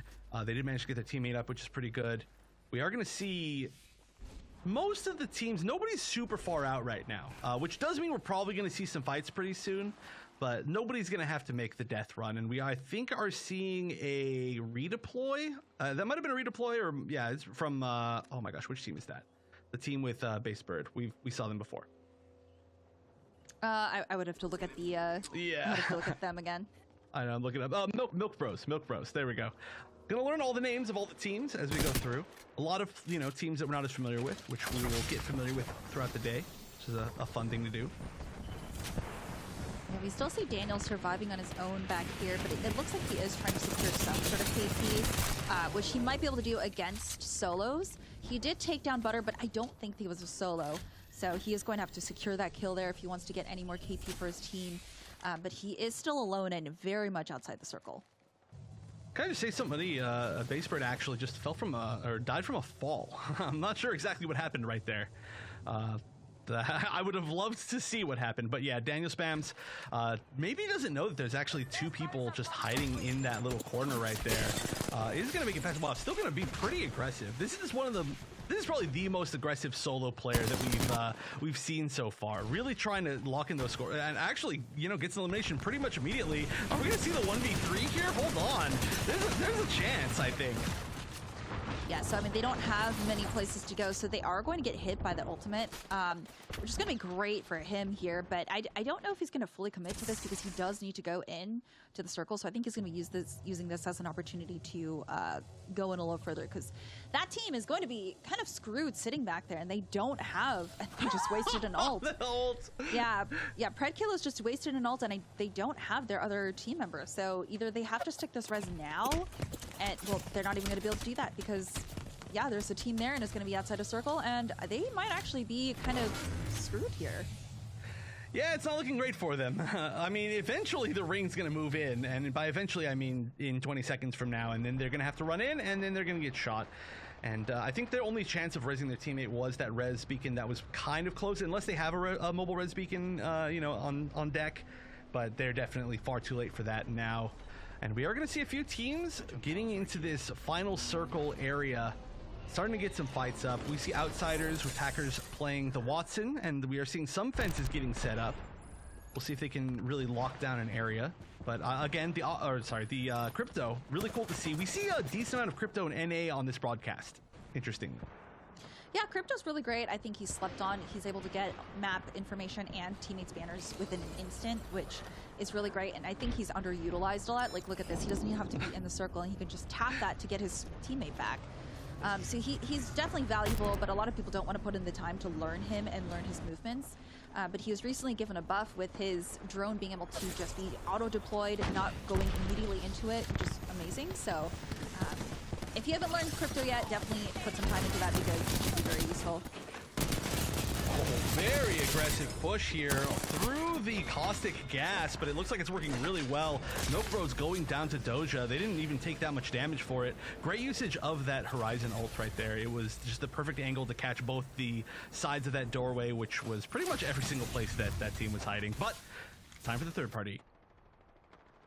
Yeah, we do see so many squads here, and there is Predkill is still behind there, not able to really get in on the action because they have to go all the way around if they want to get over here, or they have to climb some very weird hills. So we see a lot of people just kind of bunkered down here. Jedi Knights was just taken out at 7th place, so we still have 6 squads left in this tiny circle.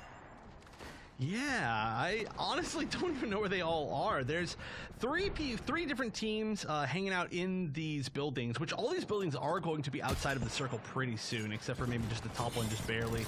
We've got one team that's hanging out that's going to be in a pretty good spot for this final circle, and then still we have Fake Preds, just Daniel Spams left from Fake Preds, who is really ratting on the corner of the current available circle, although they might be running into some players pretty soon. And I think we're actually seeing that. Yeah, that was Daniel right there, who just, I believe, maybe took that. No, that was actually Chicken. Yeah, Chickens was eliminated. Yeah. Yeah. Oh, sorry. Daniel was shooting chickens from the other side. Yeah, they're there right now. Yeah. So Chickens got pincered by a solo and a full team. So rest in peace. Now almost got turned into roast chickens. If that ult was saved or not saved. Yeah, this is honestly very impressive from Daniels that he's been able to survive this long and get additional kills as a solo player, which usually you don't see. So that's actually really cool to see him doing some work by himself. But now we do see Doja kind of in a bit of a pinch here. They need a push, and they are going to get crypto ulted here, unfortunately, and they are stunned, and they don't have half their shield. So yeah, that was a bad call by Vaughn, choosing to heal instead of help his teammate. He is able to get these kills here, but he might get punished out here. He may get punished for making that decision. Yeah, where is Renzo? Oh, on top of the tank. The only healthy person there, so that might be their big advantage. And then having that gold shield, they were able to heal really quickly. But this is actually a really tough spot. This ring has really closed this off to just be one tiny little angle. And yeah, Outsiders is gone. One player trying to escape over the top of the wall did not work at all. But wow, what an angle we see over here we're done. This is these final two teams. They're standing all the way on the top of the pipe. Axolotl, who's been putting in so much work this game. This is an amazing angle. Oh, and are they gonna push?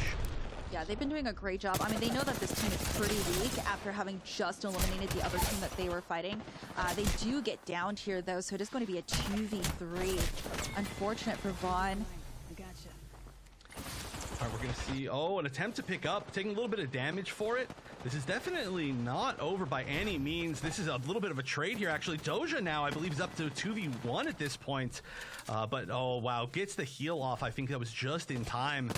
Renzo almost went down there, but just one player left, and it's looking like it's going to be a Doja win. Very nice. That was a tough spot to push in from, but I think they underestimated the aim from Doja, who have proven before that they actually can shoot quite well. I think they made some unfortunate rotations at points, but just popping up on that Horizon tactical, melting basically an entire person from the air, and that just started things off in such a great way for them when that was potentially just the worst position possible. Yeah, they did a great job making a comeback. They also did a really good job of playing patiently and knowing when to push for that fight. So they did a really good job. I honestly was very impressed because I thought that because they were making some pretty small minor decisions that were not great for their team. They were still able to pull together, which is great. So I hope they just tighten up that teamwork, because there's a lot to be said about numbers. So instead of going to heal when Vaughn was originally trying to heal instead of help out his teammate, if it was a 2v1 that way, even if you had cracked shields, it's still more valuable than one person going against one person. So that is one thing that I would give as a piece of advice for them to go forward, but they did a great job in coming back together as a team. Yeah, there was for sure a communication disconnect right there, and it might just be one of those things that they didn't call and they just made an assumption, or just something where the calls were mixed. But they did end up taking it just because I think it was Renzo was super healthy at the end of that fight. They almost went down at that moment though, and then as soon as that happened, I felt like their communication got a lot better for that final fight, and it was almost like a completely different team. So luckily they didn't come back to bite them.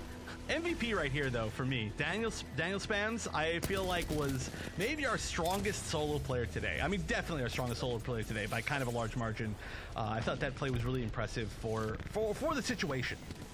Yeah, honestly, producers, if we could see how Daniel did that last match, if we could see how many kills he personally got, that'd be really cool. Just because he did end up getting quite a few on his own, and I'm not quite sure we were able to keep a number on count on that. But overall, very interested to see how well the teams did. I think Daniel definitely did everything he could for his team here, and I hope he did. I hope he did bring the team up by score. Yeah. The team has to be proud of that one. You know, he definitely did the team a good honor. But we did get Doja, who was actually one of the first teams to really. Oh wow! Okay, that was actually a ton of kills. We have 0 from the Horizon, but Renzo and Von rolled to you both with almost 10, so that's going to be 19 in total. That is an extremely high amount. Okay, but you can't just call Blixie out like that, because he has 9 assists. Yeah, so, no. Yeah. No, definitely doing their job, right? Gave a respawn, gave a revive, has 9 assists, is the only mobility tool in the entire team. This is such an aggressive team build, right, with the Bangalore and the Fuse. No, totally did their job. I'm not saying they didn't do exactly an equal amount, and did a good amount of damage as well, just throughout everything. So it's just really funny that it ended up being like 0 and then 10. But I mean, just Vaughn great play from all of them. Yeah, Vaughn definitely took all of Bixie's kills. I mean, look at that. 9 kills and 9 assists. Doesn't add up, man. Just the perfect kill stealer on the team. Sometimes, you know, it'd be your own homies. That's how it is. But no, Doja played extremely well. They kind of took on that role of the aggressive team, and it paid off very well for them. That's going to be a lot of points going up to them with the placement, and then on top of that, just the 19 eliminations, which is pretty much as high as we've had throughout the entire day. And yeah, it's going to push them up into that second place spot. Fake Preds holding pretty close as well, only 4 points below them, which I would have to assume that means that Daniel Spams did really get a good amount of elims and of course the placement points. Yeah, I mean, Fake Preds has up to 24 kills, and Doja is up by only 2 more, 26, which is pretty great. I mean, honestly, they're doing a fantastic job. Also, Axolotl is not to be sniffed at, because I mean 31, they only have 7 points to get up into third place, so everything is kind of in the shuffle again. I mean, we're going to see things in game 4 kind of solidify on who's going to be leading here, but I think it is pretty safe to say that these will be the top 5 that are just going to be shuffled around in terms of final scoring. Yeah, the drop-off after that is pretty heavy, but I agree. Everybody could do it. You know, we saw some great play from Outsiders. We saw a really great play from Axolotl, but it just ended up being Doja that kind of took them all out with aggression in the end. So I'm excited to see how this plays out. Especially, we've seen some teams that are more defensive and some teams that are more offensive, and a lot of it came down to the defensive teams, I think, maybe just not having the right position, just being in kind of unfortunate spots, especially with the ring closing, and they just weren't able to make do with what they had.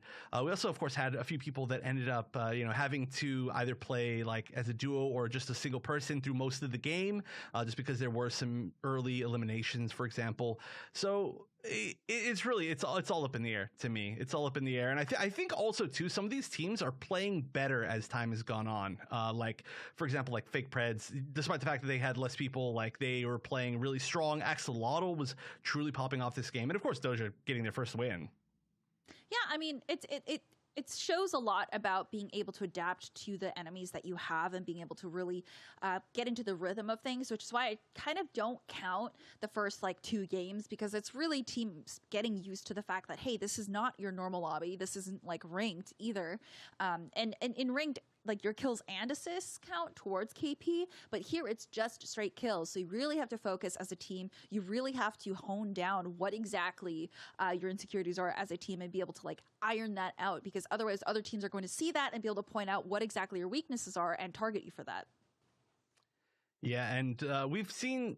I feel like we've started to see people really get a hang of things and kind of find their rhythm. We saw that as well in the EU, so they're just going to continue to keep doing that. I feel like too the drops have stayed pretty consistent through this game and the previous one. We're not seeing anybody get into the super early fights. There's some within the first rotation, but overall, I feel like it's solid. You know, I don't feel like I have all that much to say on what's been happening throughout this game. It's just like they're all improving, they're all staying solid. We've got a close race again between basically the entire top 5, and we'll see who does it. But pretty much everybody in the top 5 too. For anybody who hasn't been watching, they've all won games. They've all won. Most of them, I think, have won entire tournament days here on the Master Circuit. So not a big surprise to me that these are some of the players that are doing really well. The one that I'm surprised isn't quite doing as well as they usually do is CPT. They're usually very much a top contender, and they're currently sitting at 17 points, which is, I think, like kind of like half of the person above them, which puts them in like 6th or 7th. And I don't know what it is with them today. Maybe they'll have to find their groove as well. There's still 3 games left. There's plenty of time. Are there 3 I'm sorry, two games left. Yeah. 2 games left. I said the wrong number. No. Yeah, I mean, they've been doing pretty well in the fights that we've seen, but I think they just haven't been able to keep up with the fact that there are so many different third parties that also come in, because then that cleans up whatever damage that they've been able to take. So it's really frustrating, especially in Kings Canyon where things can move really quickly. So it's one of those things where like you just have to adapt, otherwise you're just not going to be able to keep up. So hopefully they're able to get the swing of things with this game 4, but it is pretty late into the game, so they need to have an outstanding game if they want to get back into the top 5. So we'll see. Yeah, I am noticing, especially just compared to, I mean, this is the second season now of Master Circuit, and the entirety of the first season was played on not Kings Canyon, other maps, and then most of this season, I think maybe we had 1 Kings Canyon before this, maybe it was 2, maybe I'm forgetting, but I'm noticing that certain teams are doing a lot worse than usual, and certain teams are doing a lot better than usual, and it's just such a different style map that I think some teams need to really take some time and figure out what they want to do in this map and what their real goals are, because we do see some people like trying to lock down spaces that they're not really taking advantage of it, or the space ends up being not a space that they really want to hold for that long, so they just kind of leave all their defensive setup behind, or teams that are trying to be aggressive and they decide not to be, and then they end up paying the price because they just invited third parties that hear them. So I think this is maybe the biggest adaptation that these players have had to make. On top of that, of course, there have been some balance changes. Valk being, of course, one of the biggest ones, where so many teams were I kind of want to say relying on Valk, right?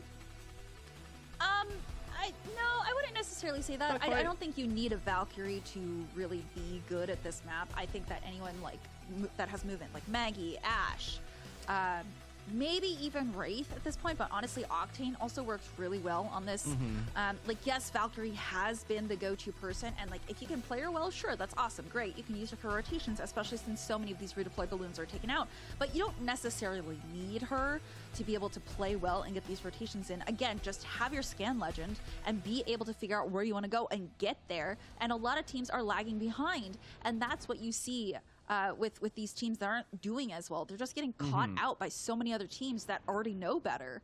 So that's mainly the thing. Like, we've seen Valkyrie players get absolutely punished, and their teammates punished too for their mistakes. So yeah, it's one of those things. I don't want players to be reliant on any particular legend, because that's not what Apex Legends is about. It's about your gunplay and your ability to work together as a team. And the Legends abilities kind of come in as a factor, and you just, it's supplementary. Right. Yeah, sorry, I might have said it a little bit weird. I was more so saying that like teams were using a lot of Valkyrie before this map, before the changes to Valk as well, and now a lot of them are trying to adapt. Is what I was trying to say there, but I probably said it pretty weird. So I think a lot of them are adapting to those changes. We've seen a lot of people get punished so far, especially on this map. It's very easy to see and hear where the Valks are going to be taking off. But here we go. We're going for another drop. A good amount of people on the north side this time, and there's definitely a chance up there. Either in the north side or like the northwest side for people to start running into each other. Yeah. Oh, and also one thing about Kings Canyon that I do like that other maps don't have is the fact that you have these ultimate chargers, which is so nice. But I mean, you don't have this on any other map, which kind of sucks. So Kings Canyon is unique in that form, which is why things seem like they move a little bit faster, because there are these ultimate chargers that kind of give you your movement abilities faster or anything else. So it's really cool to see that being a factor in the game. But it's one of those things where that's unique to Kings Canyon, and I don't know if that translates really well to competitive, but I mean, I think players are doing pretty well with what they have here. Yeah, we saw a very, very early Fuse ult in that last game. I think actually might have been an ult accelerant, but it just kind of adds to that. Like, people do get moving really fast, and they are ready to fight if they need to. We're going to see a very different ring than we've seen the rest of NA today. It's going to be a very Western ring. So we're kind of centered around bunker, centered around potentially, we haven't really seen almost anything at airbase through the entire day. And I do know it's a pretty dangerous spot, but it would be interesting if we did end up seeing something there. Yeah, honestly, I'm excited because I feel like Western circles are pretty fun, just because if it ends on airbase, there's just so many different things that you can do. Again, it's a pretty open space, but I think it is pretty fun to see teams kind of scramble. I'm like, as long as I don't have to play it, it's fun to watch. So, it's one of those things of like, I've been there, so just equality in that sort of suffering on Kings Canyon. Everyone gets it. It bonds everyone. Yeah, no, for sure. There can be some really interesting rings just within this ring that we're seeing right now. So we'll wait to see how it kind of ends up. But one of the biggest danger spots is now going to be over in the very northeast, over past over in, I guess technically it's Basin. There's, I think, 3 teams. Yeah, I think I see Fake Preds. I think I see. I don't know. I see a few teams over there, and they are going to have to all run very, very far to the ring, and they're all in each other's way. So, yeah, and looks like Axolotl is already working as a solo, which is kind of unfortunate here. Hopefully able to get back and get the banners, but I don't think that's going to be happening. So unfortunate for them, but I think that is an early out for Axolotl. And they were doing really well last match too. But here's Outsiders that we do see. I think they were part of the team that did take out Axolotl and make them a rat team, but I want to see Outsiders do really well too. I want to see them win a game. I mean, I think they have the potential to do it.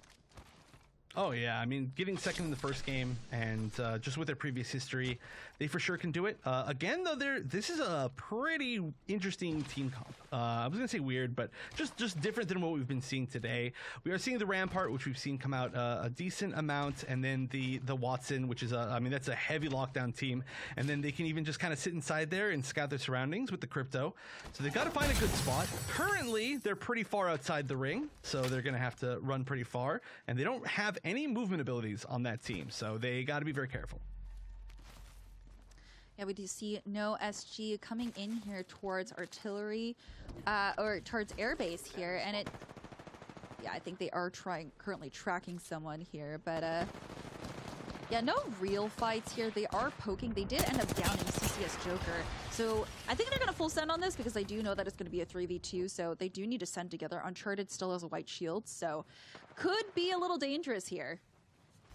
Yeah, and we do see some purple shields already on the side of one of these players, so this could, just stats-wise, not be great, but oh yeah, this Watson is in just a rough spot. Definitely going to get downed right here. This numbers game is definitely going in the side of no SG. I think they might just leave their teammate. This might just be time to just try and get away. Let's reposition here. Yeah, we do see Triple Nug also trying to come in here, but I think they're in for a rude awakening. Yeah, if they don't move quite fast enough, because I don't see where his teammates are. Also, it's really interesting to see Lifeline being utilized in some of these matches, because I have yet to see a Lifeline res come in handy on these lobbies, because things move way too fast for them to be able to use her kit properly. Yeah, also just with the fact that these lobbies don't usually have quite as many people as like a normal lobby, it doesn't seem like there's any shortage of, like, for example, like early game healing, so the drone isn't really it doesn't seem like there's been too many spots where we've seen people running around and they're just like, well, I just can't heal, there's just nothing I can do, you know, like we just got out looted and we had to heal early. Like, it seems to be that everybody pretty much, it's not that they don't have the resources, they just don't have the time, which I don't think it really helps, or Lifeline helps all that much. But yeah, we do see somebody going down there to fake Preds, and we're gonna see K-Butter running away, just trying to get out of that situation. Yeah, that was also Daniel taking down just, is that Ninky? Taking them down. So Daniel showing off how strong he can be with his full team. Honestly, I hope Fake Preds gets a win, because Daniel really did so well with this on his own, and he is catching out this this Horizon on their own, cracking their white shields, which, ooh, unfortunate for them. I think they are going to go down here. Daniel making sure he can land before he gets the last final shots in. Yeah, that was a really unfortunate place to run out to, but maybe not quite listening to sound, because that was definitely just running out past almost an entire team. And yeah, that was Chickens.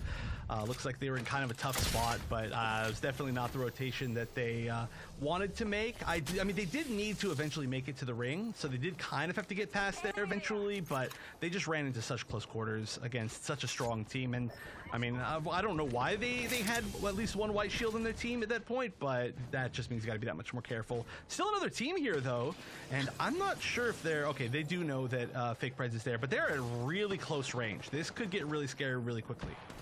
Yeah, they know now that Packers is very low, so they're absolutely going to send this. Yeah, Fake Preds looking really strong right now. Cucumber did get the bat off, but it didn't do much damage shielding for him. Fake Preds, Daniel going up top for some reason instead of fighting with his teammates? Yeah, I'm not sure. I think maybe was trying to chase the final member of that team. It did look like the teammates took out two members on the other team pretty quickly, yeah. But I don't know. Maybe they're just so confident that they're like, yeah, we got this. Don't worry about it. Go loot. What is Chief Louis doing with no sights on the flat line and trying to aim here? Interesting. Okay, so that was Outsiders that was completely eliminated, and we do see Daniel leading with a 5 kills as kill leader now. So I'm really happy to see Fake Preds doing really well. Obviously, they found their stride as a team, and Daniel is able to take a lot of the fragging into account. And he has to be feeling so good after last match, so it makes sense that they are pushing a lot of these fights. And now we do see BNB in a fight at Airbase here. I hate this angle so much because it's such an awkward place to be. You can't really push this. So it's mostly just like poking battles, but they are in circles, so I'm assuming they're going to be here for quite some time. So we're probably just going to see them fighting here for a little bit, but they do need to watch their resources here. Yeah, oh, actually, we are going to see an aggressive push. We see both the Horizon Tacticals. So they're just going to be floating in the air, shooting at each other. But this is the first time that we've seen anybody actually push B&B. We'll see how well it goes. Blixie is almost down, and it doesn't seem like B&B is taking very much damage at all, but I don't think they also took down anybody on the other team. So this now is technically a fight between two game winners, but yeah, on top of the I don't even know what to call this technically, on top of the building. This is one of the things about this zone is that it's really hard to not just take pot shots at each other, to make a full push. Well, this is looking pretty good. Yeah, B&B did push upwards, so they did have the disadvantage here, but Doja looking pretty good. I mean, Vaughn got his shield back, but the Q did disconnect right before, so unfortunate, but B&B was eliminated just then, and they were out at 10th place, unfortunately, and I don't know if they were able to get any kills beforehand. Yeah, that's actually, I mean, that is huge. That is absolutely huge. And both, you know, we saw Doja take on one player on B&B in the very first game, and they were the only ones to do so as far as I can remember. But this time they had a little bit better positioning. I think they had a lot more confidence and practice from the previous games. Of course, you know, they won one. That's got to give you some sort of confidence, and it feels like they're really leveling up as time goes on, which is great to see. That's going to be really, really good at helping them push towards that first place spot, which they're right below. Yeah. Oh. Yeah, Fake Pred's already moving in, huh? I mean, we see Joker in the back, too, just trying to, like, find any entryway in. Yeah, CCS not looking too good right now. And Joker is looking out for his teammates here. Ooh, with Maggie, which is great. Can kind of area deny with his Q here. Yeah, right there. See? Called it. But, yeah, I think they're just going to use this as space to run away because they are down a teammate, so... Well, they should, but they're not. Yeah, because they got a long ways to go, and they have a minute to. I think they want them. I would think they want the KP, but they're going to get absolutely beamed. They know this because bunker is one of the worst places to be, and they know that they're going to be fighting up. So. Okay, I have to point out, we are getting another team. We're getting Doja pushing into bunker, where we already see Fake Preds and another team and Joker's team. So there are literally 4 teams sitting here in bunker on either side. And Doja versus Fake Preds is huge because those are two of the teams that are fighting for that top 3 spots. I think they're currently both in top 3. And Fake Preds just pushing out very aggressively. I really like this. We'll see who comes out on top here. But again, just kind of this Horizon versus Horizon match. Nobody really going down so far. There was actually like no damage for that fight. That was pretty interesting. Blixie now started to get really low. Yeah, Fake Pred's looking pretty good up top here. They are able to avoid a lot of the big damage here, but yeah, I don't think anything's going to come of that fight. I think they are going to just opt to go into the circle. Doja is kind of caught out by this extra team now, so they are just trying to scramble and find a way in. And Blixie does end up going down here. Just no place to really be. Oh, this is so tough. Yeah, Doja is in just such a terrible position. They have kind of like low cover, and they have to get out of being pinned down by 2 teams from totally different directions, and they have to figure out how to get into the ring, where one of those teams is pinning them down from. They do have the Pathfinder, which is a potential nice way to get out, but it looks like maybe the ult is already used to just get to a little bit of a higher ground, and I don't know how they're going to get out of this situation. They are going to try to go for the rest here, but that's extremely risky, especially since, my goodness.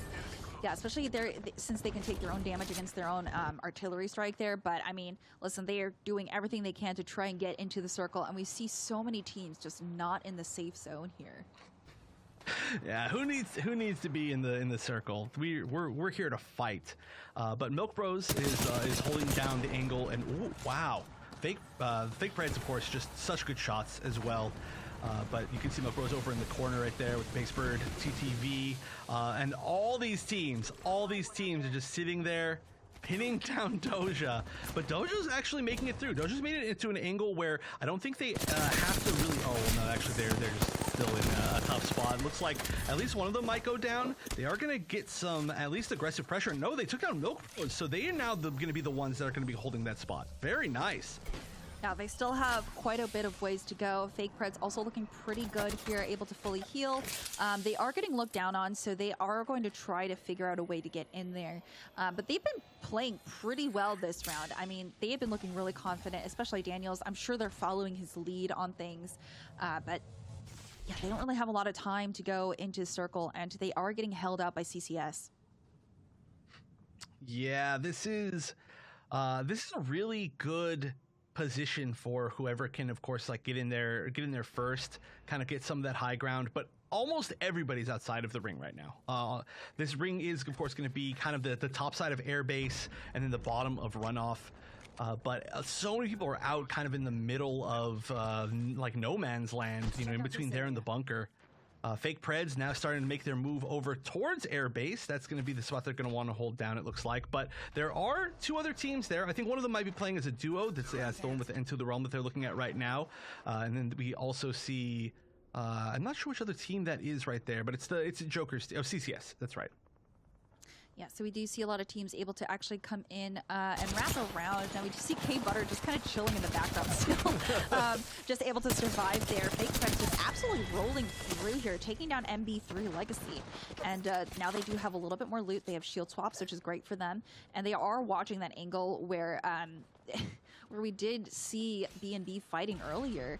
But I mean, they can exist on the lower ground, which is fine, but I think they do want to take this fight because they are feeling really good. They're feeling confident, but they do need to use their Horizon Q to get there. Yeah, they're still healing. Wow, they pushed while they were still healing. They were so tight on that timing, but it worked out really well. Almost completely melted one player, and they're at the very minimum going to steal this position, right? Even if they don't manage to take out the rest of this team, which it looks like they might, this is going to be a really nice spot to hold as this somewhat final ring, close to the final ring, is starting to play. And they're still looking for him, you know, they're still making sure that nobody's hanging around, and there are a lot of loot boxes down here, actually. Oh my gosh, so many death boxes. Oh, whoa, the corner rat, and actually turns and snaps. That was a great reaction, I gotta say. I think they had a semblance of an idea that they were in there, but yeah, they have a no Seer. They absolutely knew, because Seer is basically just wall hacks. And now we do see K Butter all by their lonesome here on the outskirts of the railing. But I mean, they've been doing a great job. I mean, they're top 5, pretty good. Axolotl was eliminated at 6th place.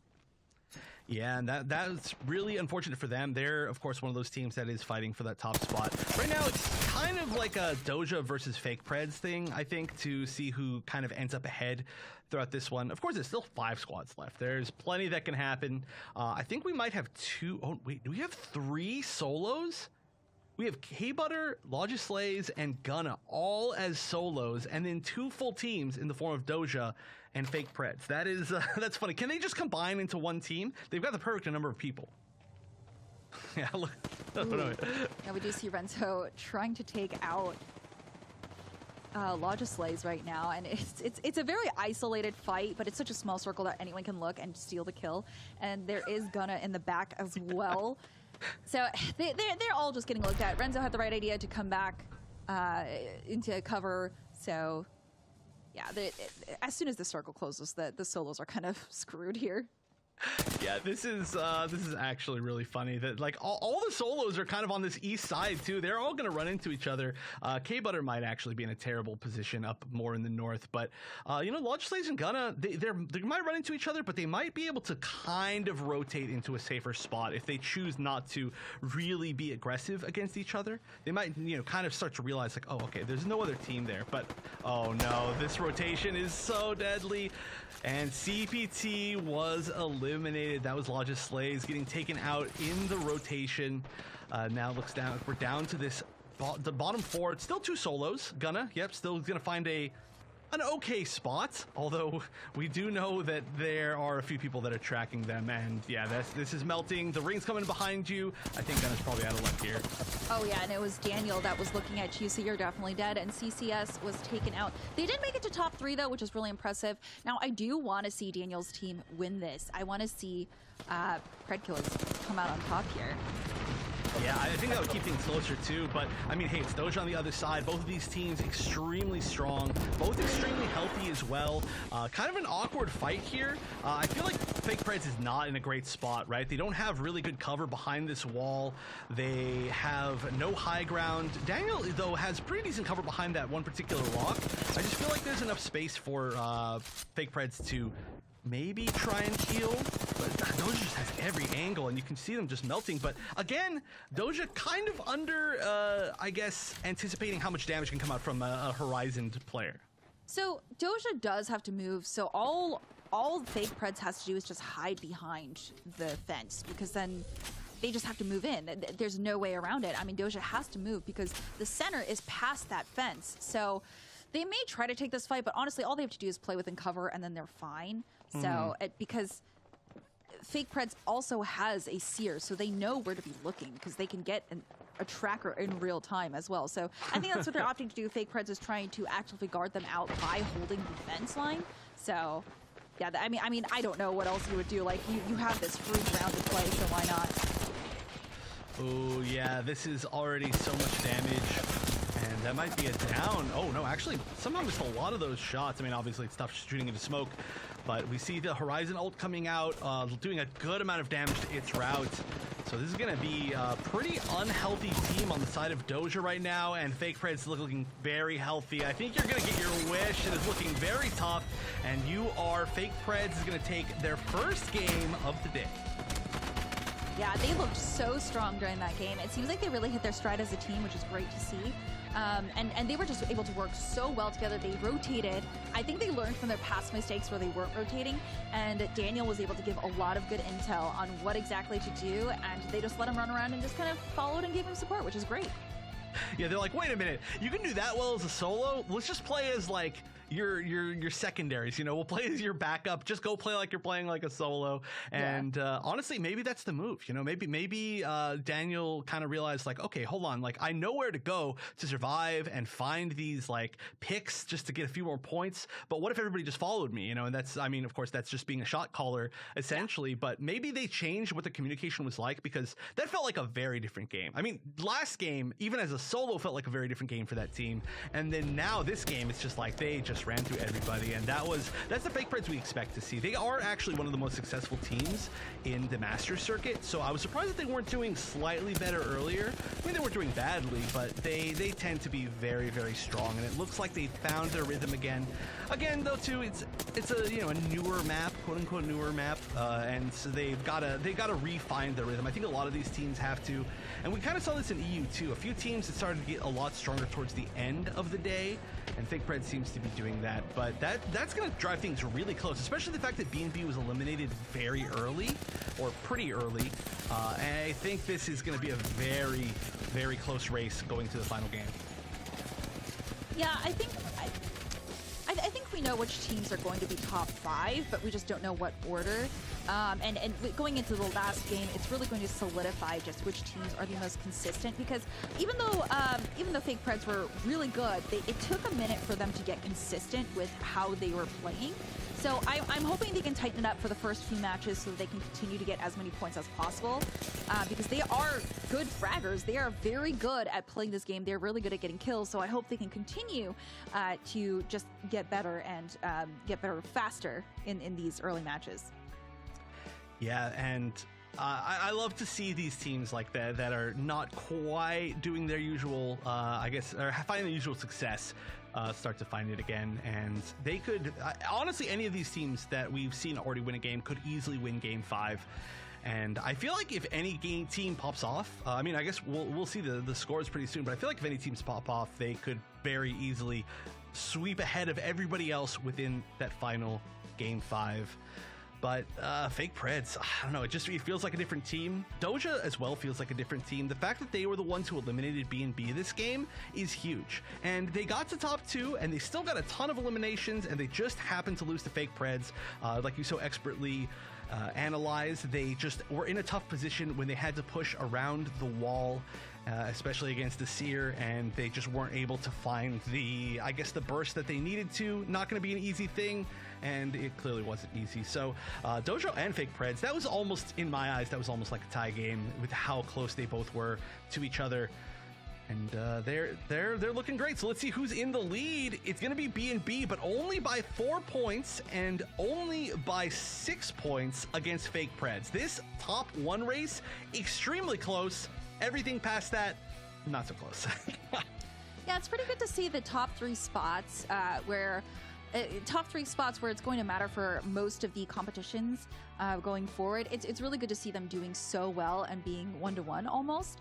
I mean, you can see the elims: 45 for B&B, 42 for Doja, and 39 for Fake Preds. It's great to see so many good players in this game, especially for top 3. This is what you want to see for the top 5 squads. And Axolotl and Outsiders being in 4th and 5th, like, you can't blink at them either. They are very good teams. Yeah, CPT's been doing well too. CCS was doing really well for a little bit of time. They're a little bit below the points to potentially make it to that 4th spot. 4th spot, of course, still taking home money, still taking home $150 for the team. So there are going to be a good amount of teams, CPT, Axolotl, Outsiders pretty much fighting for that spot who could very easily take it. Or if, any of the teams below pop off, we could see the chickens pop off. But yeah, I love that we are going to see a really, really competitive game going into the end, because it was looking, I want to say, a little bit dominant at the start of the day. more than a little bit dominant, but things are all looking very, very good. But if you want to sign up for these tournaments, you can be the ones fighting on these leaderboards. You see there's a ton of different teams. You could be one of them. Go to compete.playstation.com. It's where you can go to see everything that you need to know about competitive tournaments, about learning how to be competitive with guides or videos, and where you can watch these live tournaments. So go to compete.playstation.com, sign up for tournaments through your PlayStation. Play them all through your PlayStation. It's as easy as it could possibly be. But we've only got one more match left today. The race is extremely close, especially within that top 3. So you're not going to want to go anywhere, because we will return with more Apex Legends Masters Circuit right after this.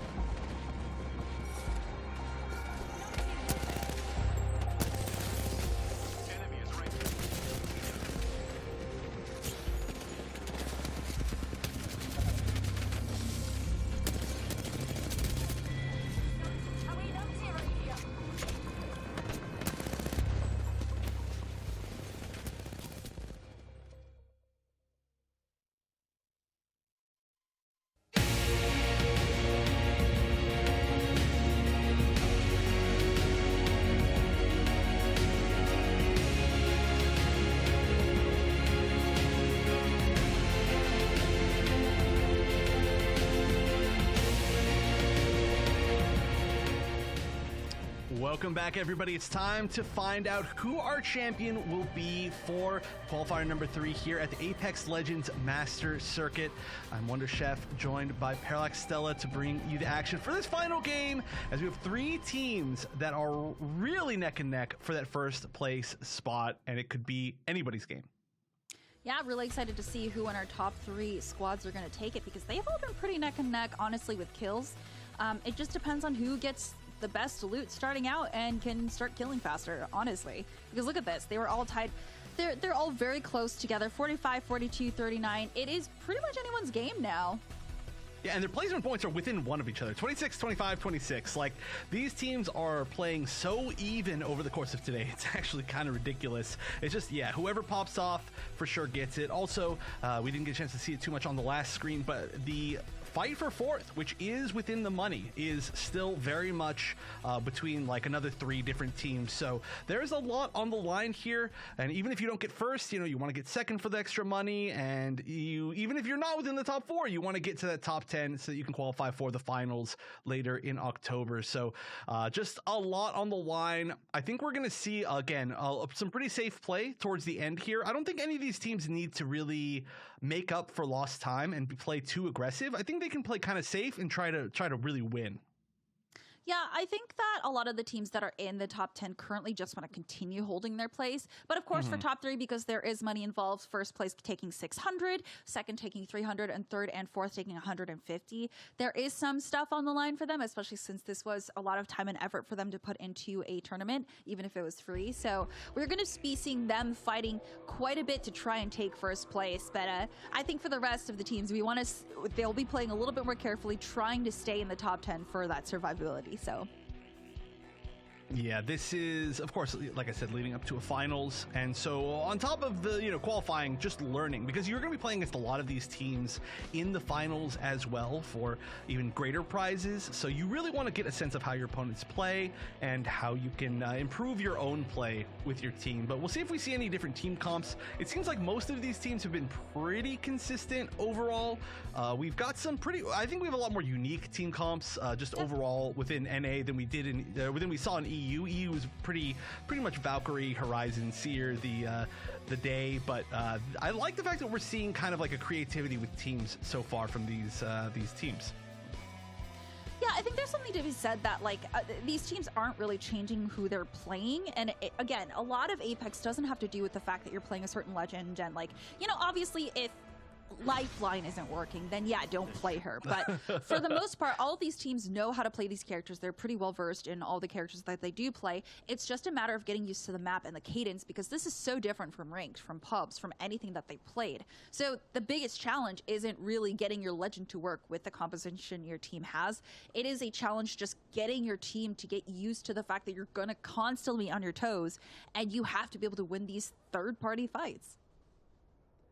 Yeah, one thing that I would like to see, though, just as far as actually using the skills of a legend, I still want to see one of the defensive teams really hold a spot.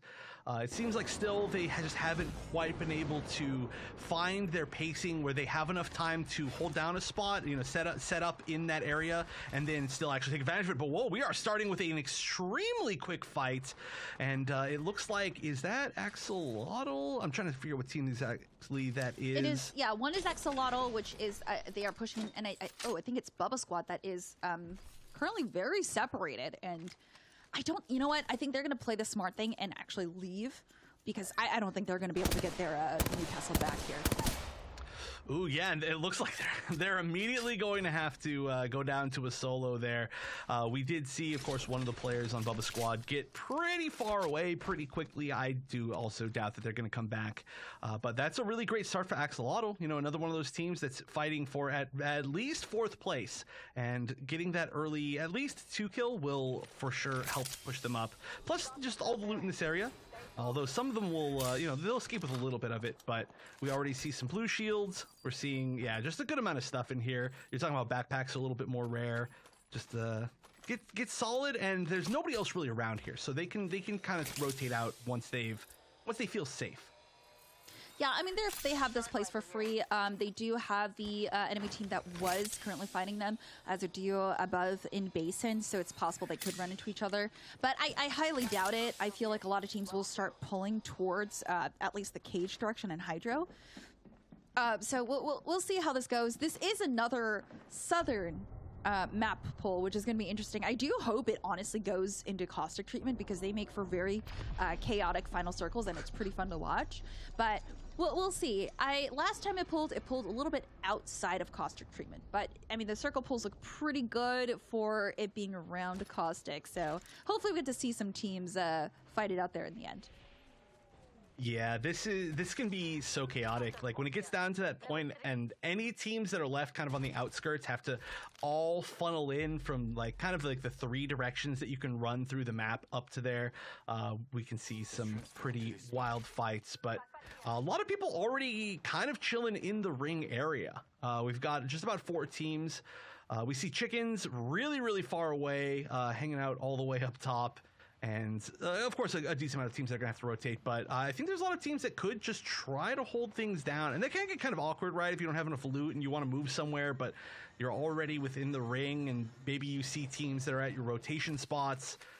But right now, Fake Preds, they're moving forward. They got to get to the ring, but you know, they're one of those 3 teams fighting, of course, for that first place spot. So you know that any team that they see is going to be in trouble.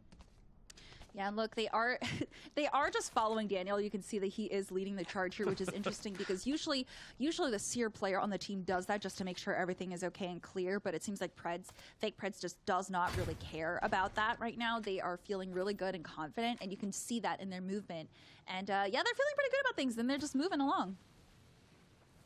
Yeah, for sure you can tell the difference in play style from their previous games, and you love to see it. B&B as well is already on the edge of the ring, and just based on the play style that they've had before, they like to find a team and then just take them out extremely quickly and then rotate really quickly as well, so that nobody really has a chance to kind of get behind them and sandwich them between a team or third party them.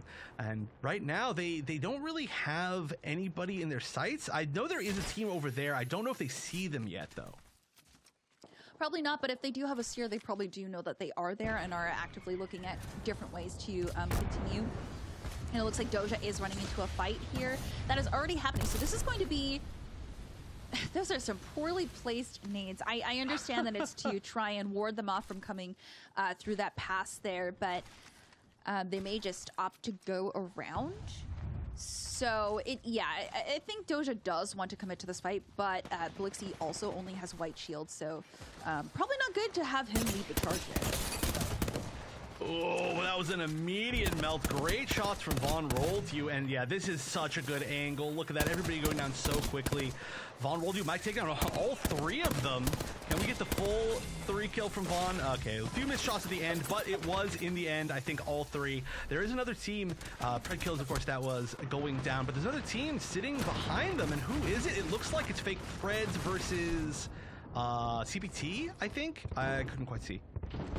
Yeah, I also want to point out that, oh my god, who was it? A CCS also went down during that fight. They went down somewhere else on the map off screen, so it is now down to 12 squads left, and it looks like everyone is successfully spaced out from this one choke point here. But you do see Fake Preds just kind of lurking on the edge, just waiting for the opportunity, as Frenzo's team does have to push out or go all the way around. Yeah, I like that choice to fight and then say, you know what, maybe we don't want to fight here. Let's just back up. And they pretty immediately backed up. They didn't think about it. They didn't leave any player behind. Not one person was like lagging. They were like, okay, let's just immediately switch around. And it felt like they disengaged extremely well. And Jedi Knights now, they got one player down. It looks like they may have just left them. They've got a good amount to run to get to this ring. So that's pretty tough. Jedi Knights have done decently well. They've taken out a few teams so far, and they did just get into a fight, so I'm not sure if they can manage to do that as well. But we've got 4 different teams maybe here, or at least 3 different teams, all on the opposite sides of this mountain. Yeah, I mean, this is kind of what happens in these circles where it like pulls from one end of the map to the complete other side with nothing in between. You just have to go through so many mountains, especially in Kings Canyon, where there have been so many different rotation points that have been entirely blocked off or rerouted. So it's really difficult to find a spot that is not going to be contested, and that's what a lot of these teams are facing right now. We do see Chickens kind of going towards another entry that has a team in there, but I think they're going to try to jump this. Honestly, like almost every single team is right in the same area. Like all but like two of the three of the teams. This is extremely scary for every single one of them. I kind of like this ult. I don't know if they're gonna get shot for it, but I don't know if they realize just how many people they're flying past right now. Oh yeah, I think they are aware that there are a lot, and they are actively getting the scans as well. This is the one thing that happens with like Valkyrie being your only scan legend, is that you don't really know who's around your area until you're up in the air, and then you realize you have nowhere to land, especially on Kings Canyon. That is one of the worst feelings. But looks like they were able to safely get away, and they do have mechs on the Caustic, which is great. So yeah, that's going to be great for defensive play here. Yeah, we haven't had a chance to see too much, again, pretty much of any of the defensive legends really locking things down. So I'm glad that they managed to make it past, and they could really hold a spot there right past the ring. But ooh, we're seeing Danny get sniped a little bit on Axolotl. The rest of the team's pretty healthy. I think actually we might see Daniel Spams again behind them as a solo. I'm not 100% sure that I'm confident on that, but I don't see the rest of Fake Preds. So okay, this is a huge fight right here. We're seeing two teams and now a third team run up into this just little valley right here, and we are going to see I think Basebird's team they're not quite getting pincered. They actually got back out just in time. Yeah, Milk Bros. That was actually really smart to not fully commit to that, but still melted. Yeesh. Yeah, I think they just kind of forgot that there is just so much of the population of the map here. And they definitely underestimated how many people were still going to be lurking around, even with it being so far from the circle. And yeah, Louis' team is definitely going to get punished for this. I mean, I don't know if they're going to be able to make their way out. And it is Team Doja cleaning up here. Just trying to secure the kills. They did end up getting that, but yeah, they're going to have to also find their way inside the circle, and it is going to be heavily circle guarded, because look at how many people are still outside of the ring here. Yeah, a pretty good amount. This was one of those games where specifically those walls like north of the cage, or you can get to the ones kind of south of the cage, where a lot of people are going to have to run through them all at once, and it did not end up well for a lot of the teams. So we are seeing Doja take out. Okay, Daniel Swim's actually reviving both teammates. That was Daniel as a solo, but I don't know if they're going to be able to gear up that quickly. I'm not sure where their boxes actually were. This is definitely going to be a back foot kind of play regardless. I like the fact that Daniel's just kind of running away and just saying, you know what, if somebody is close enough to kill my teammates, I'm still going to be able to rat and maybe repeat the performance from earlier. But we see Doja taking a lot of kills as a team. We see Fake Preds taking some, but now having to play from the back foot. And B&B, the other team that was in the top three, we actually haven't seen them very much at all. They're still alive. They're still healthy. They're in the ring, but they haven't had the level of kills that they had in the previous games, it seems like. Yeah, I mean, we do see, even with Fake Preds here, they are playing a little bit slower. They do know that this is the last game. And honestly, it's good that he did res them within this circle and went so far down south, because no one was here. Everyone else was still fighting in that choke point. So it was really good of them to move down here, which is why it's just so important for you to move into the circle so much faster. Now, we do see a fight happening right outside here of Repulsor, and this is just messy. There are three teams here. Yeah, three teams, and they're all in the awkward spots, right? They're at the top of the towers, essentially the corner towers here, and those are always really awkward spots because you kind of have cover against each other, but you kind of don't, and you're just a little bit too far to like really finish people off if people start backing up. So this is for sure just awkwardness. Bubba Squad getting eliminated at 12th place. And we see some pings, and it looks like they might want to just go in. We might see NoSG playing very aggressively, and yeah, look at this. They're just jumping down. This is just one person on the, yeah, this isn't a solo. It's just one person in the team that they were fighting, I believe. Oh no, that might have been the solo. That was the last person on Axolotl. Yeah, Axolotl is now out at 11th place, but their high ground has been replaced. So this is what you kind of give up in securing these kills. You also give up your position, and now you're going to suffer for it. So no SG, maybe the next team to be eliminated here. I mean, they have nowhere to go. They're going to have to fight this out, and yeah, now it is a 2v3. They haven't been able to down or connect here.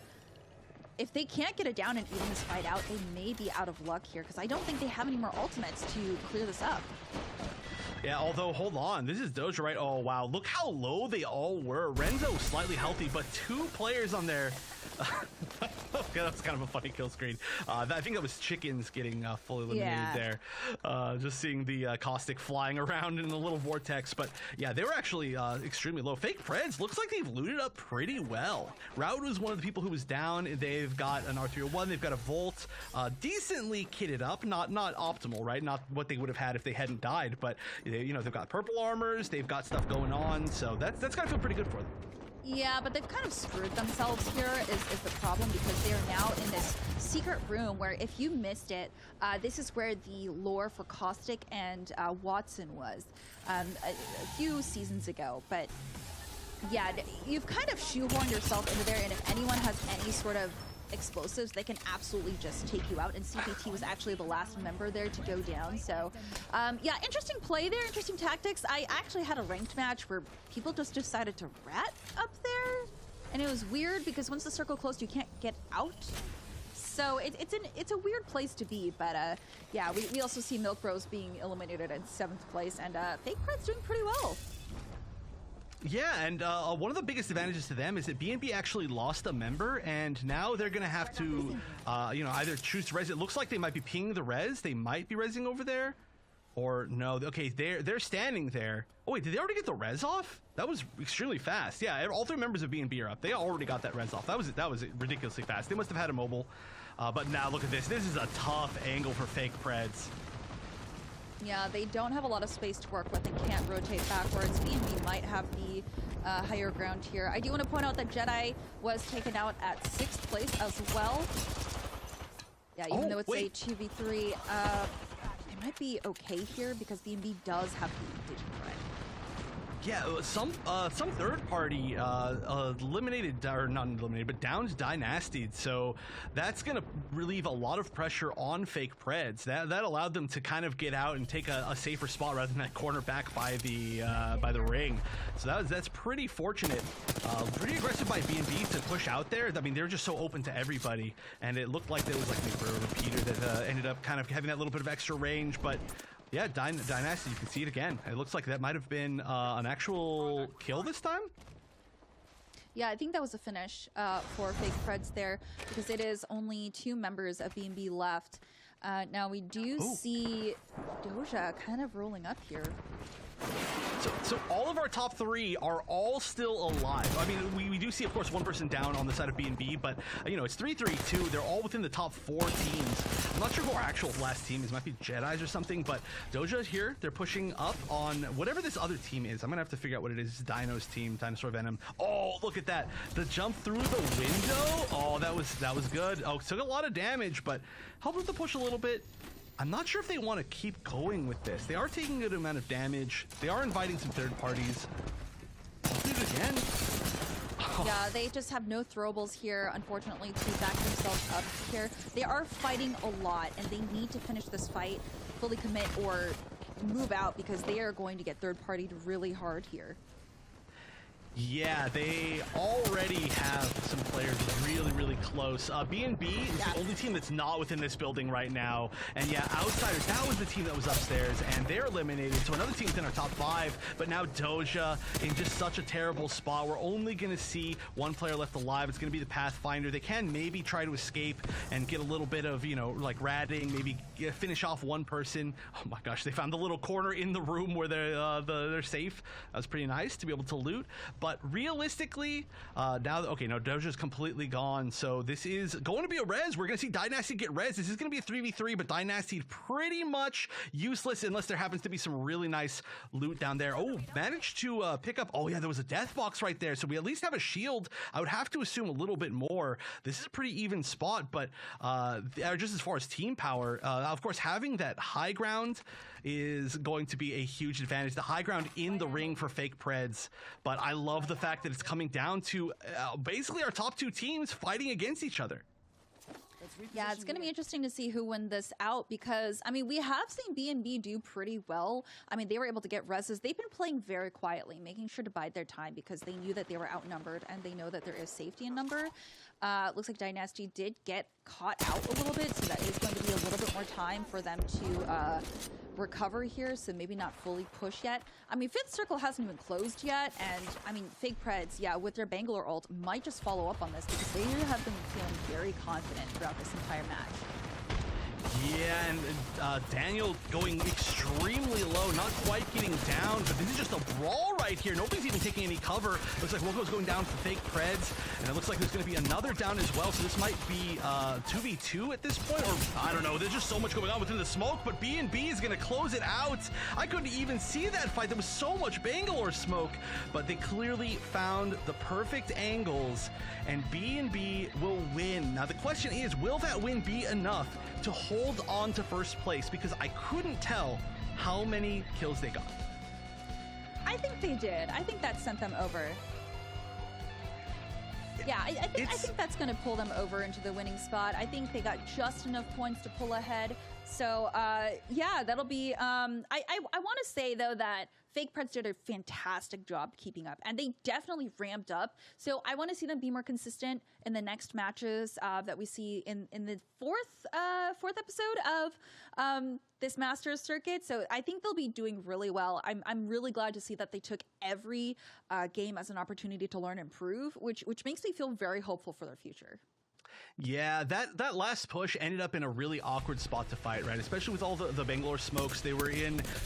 Essentially, both teams were in like a no-cover situation, and it really came down to just who could shoot who better, which is a really funny thing to say, but there's really no other way to put it.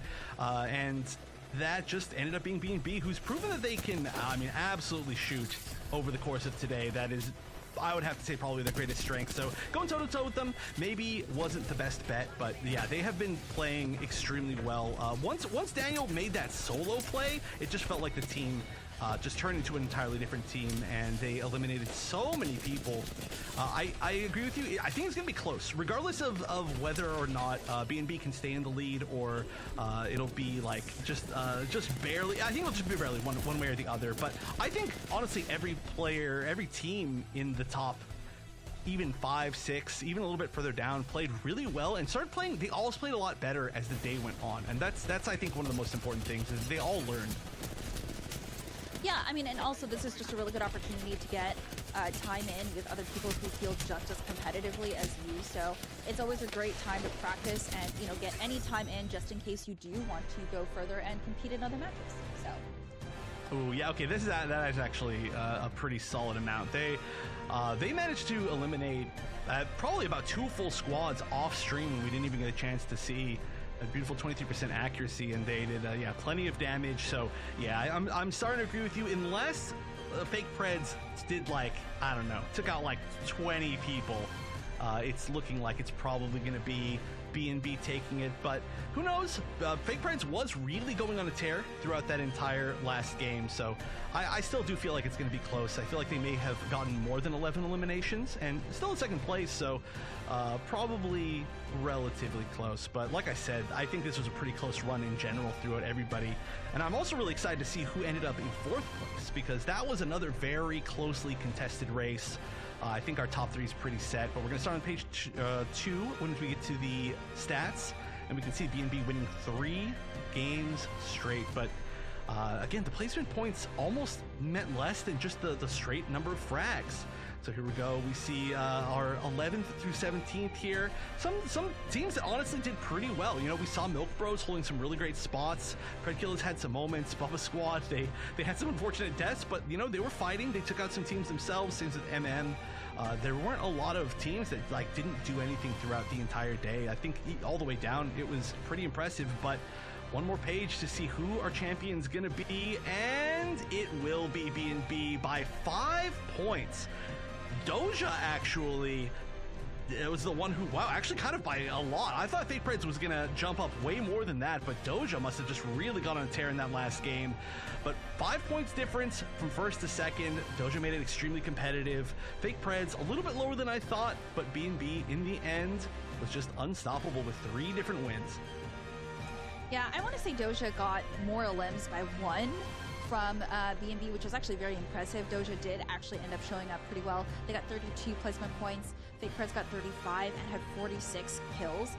Fake Preds did really well. I feel like if they had just honed in at game number 2, they would have done way better and probably scored much higher and at least and probably taken second. But it's really good to see them doing so well. Axolotl also did a fantastic job, but that jump from 4th to 3rd just kind of shows you how this lobby was working in terms of more people being in tune with the map, with the legends, with the guns, and the playstyle versus, you know, the top 3. So I hope they do take this opportunity to learn from this and just, you know, continue to do better in the next few matches.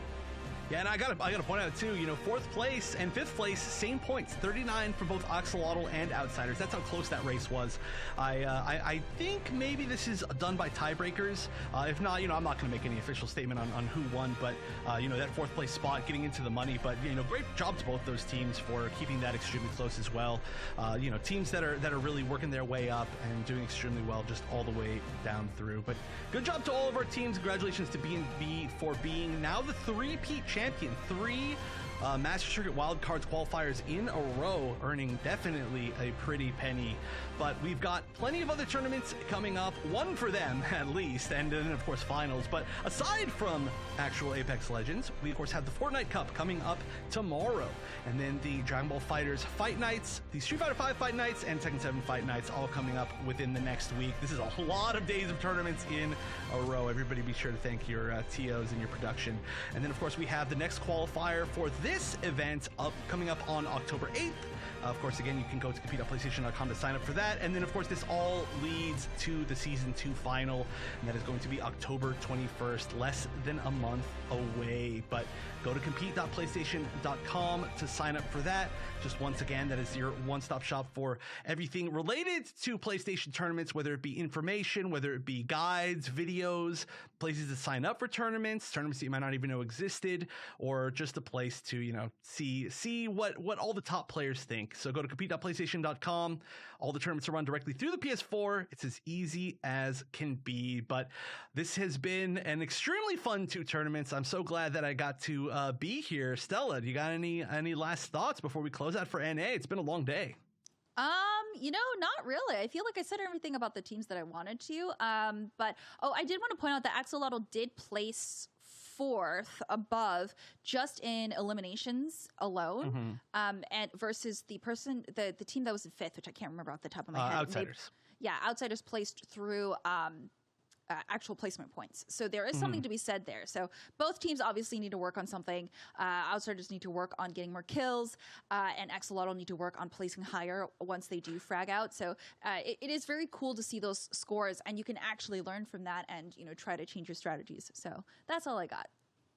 Yeah, they're both, you know, if they combine into one team, then they've got it all and they can win the next tournament. But no, they're all doing great. So yeah, that is pretty much it for us. I want to just thank again all the players for playing today and putting on such a great show. Thank you to all the production. Thank you, Stella, so much for carrying me through this. I know that I'm absolutely no replacement for Girl, but once again, we gotta, you know, give our best wishes to Girl for you know, dealing with the hurricane in her area, and I'm sure she'll be back to cast again for this very, very soon.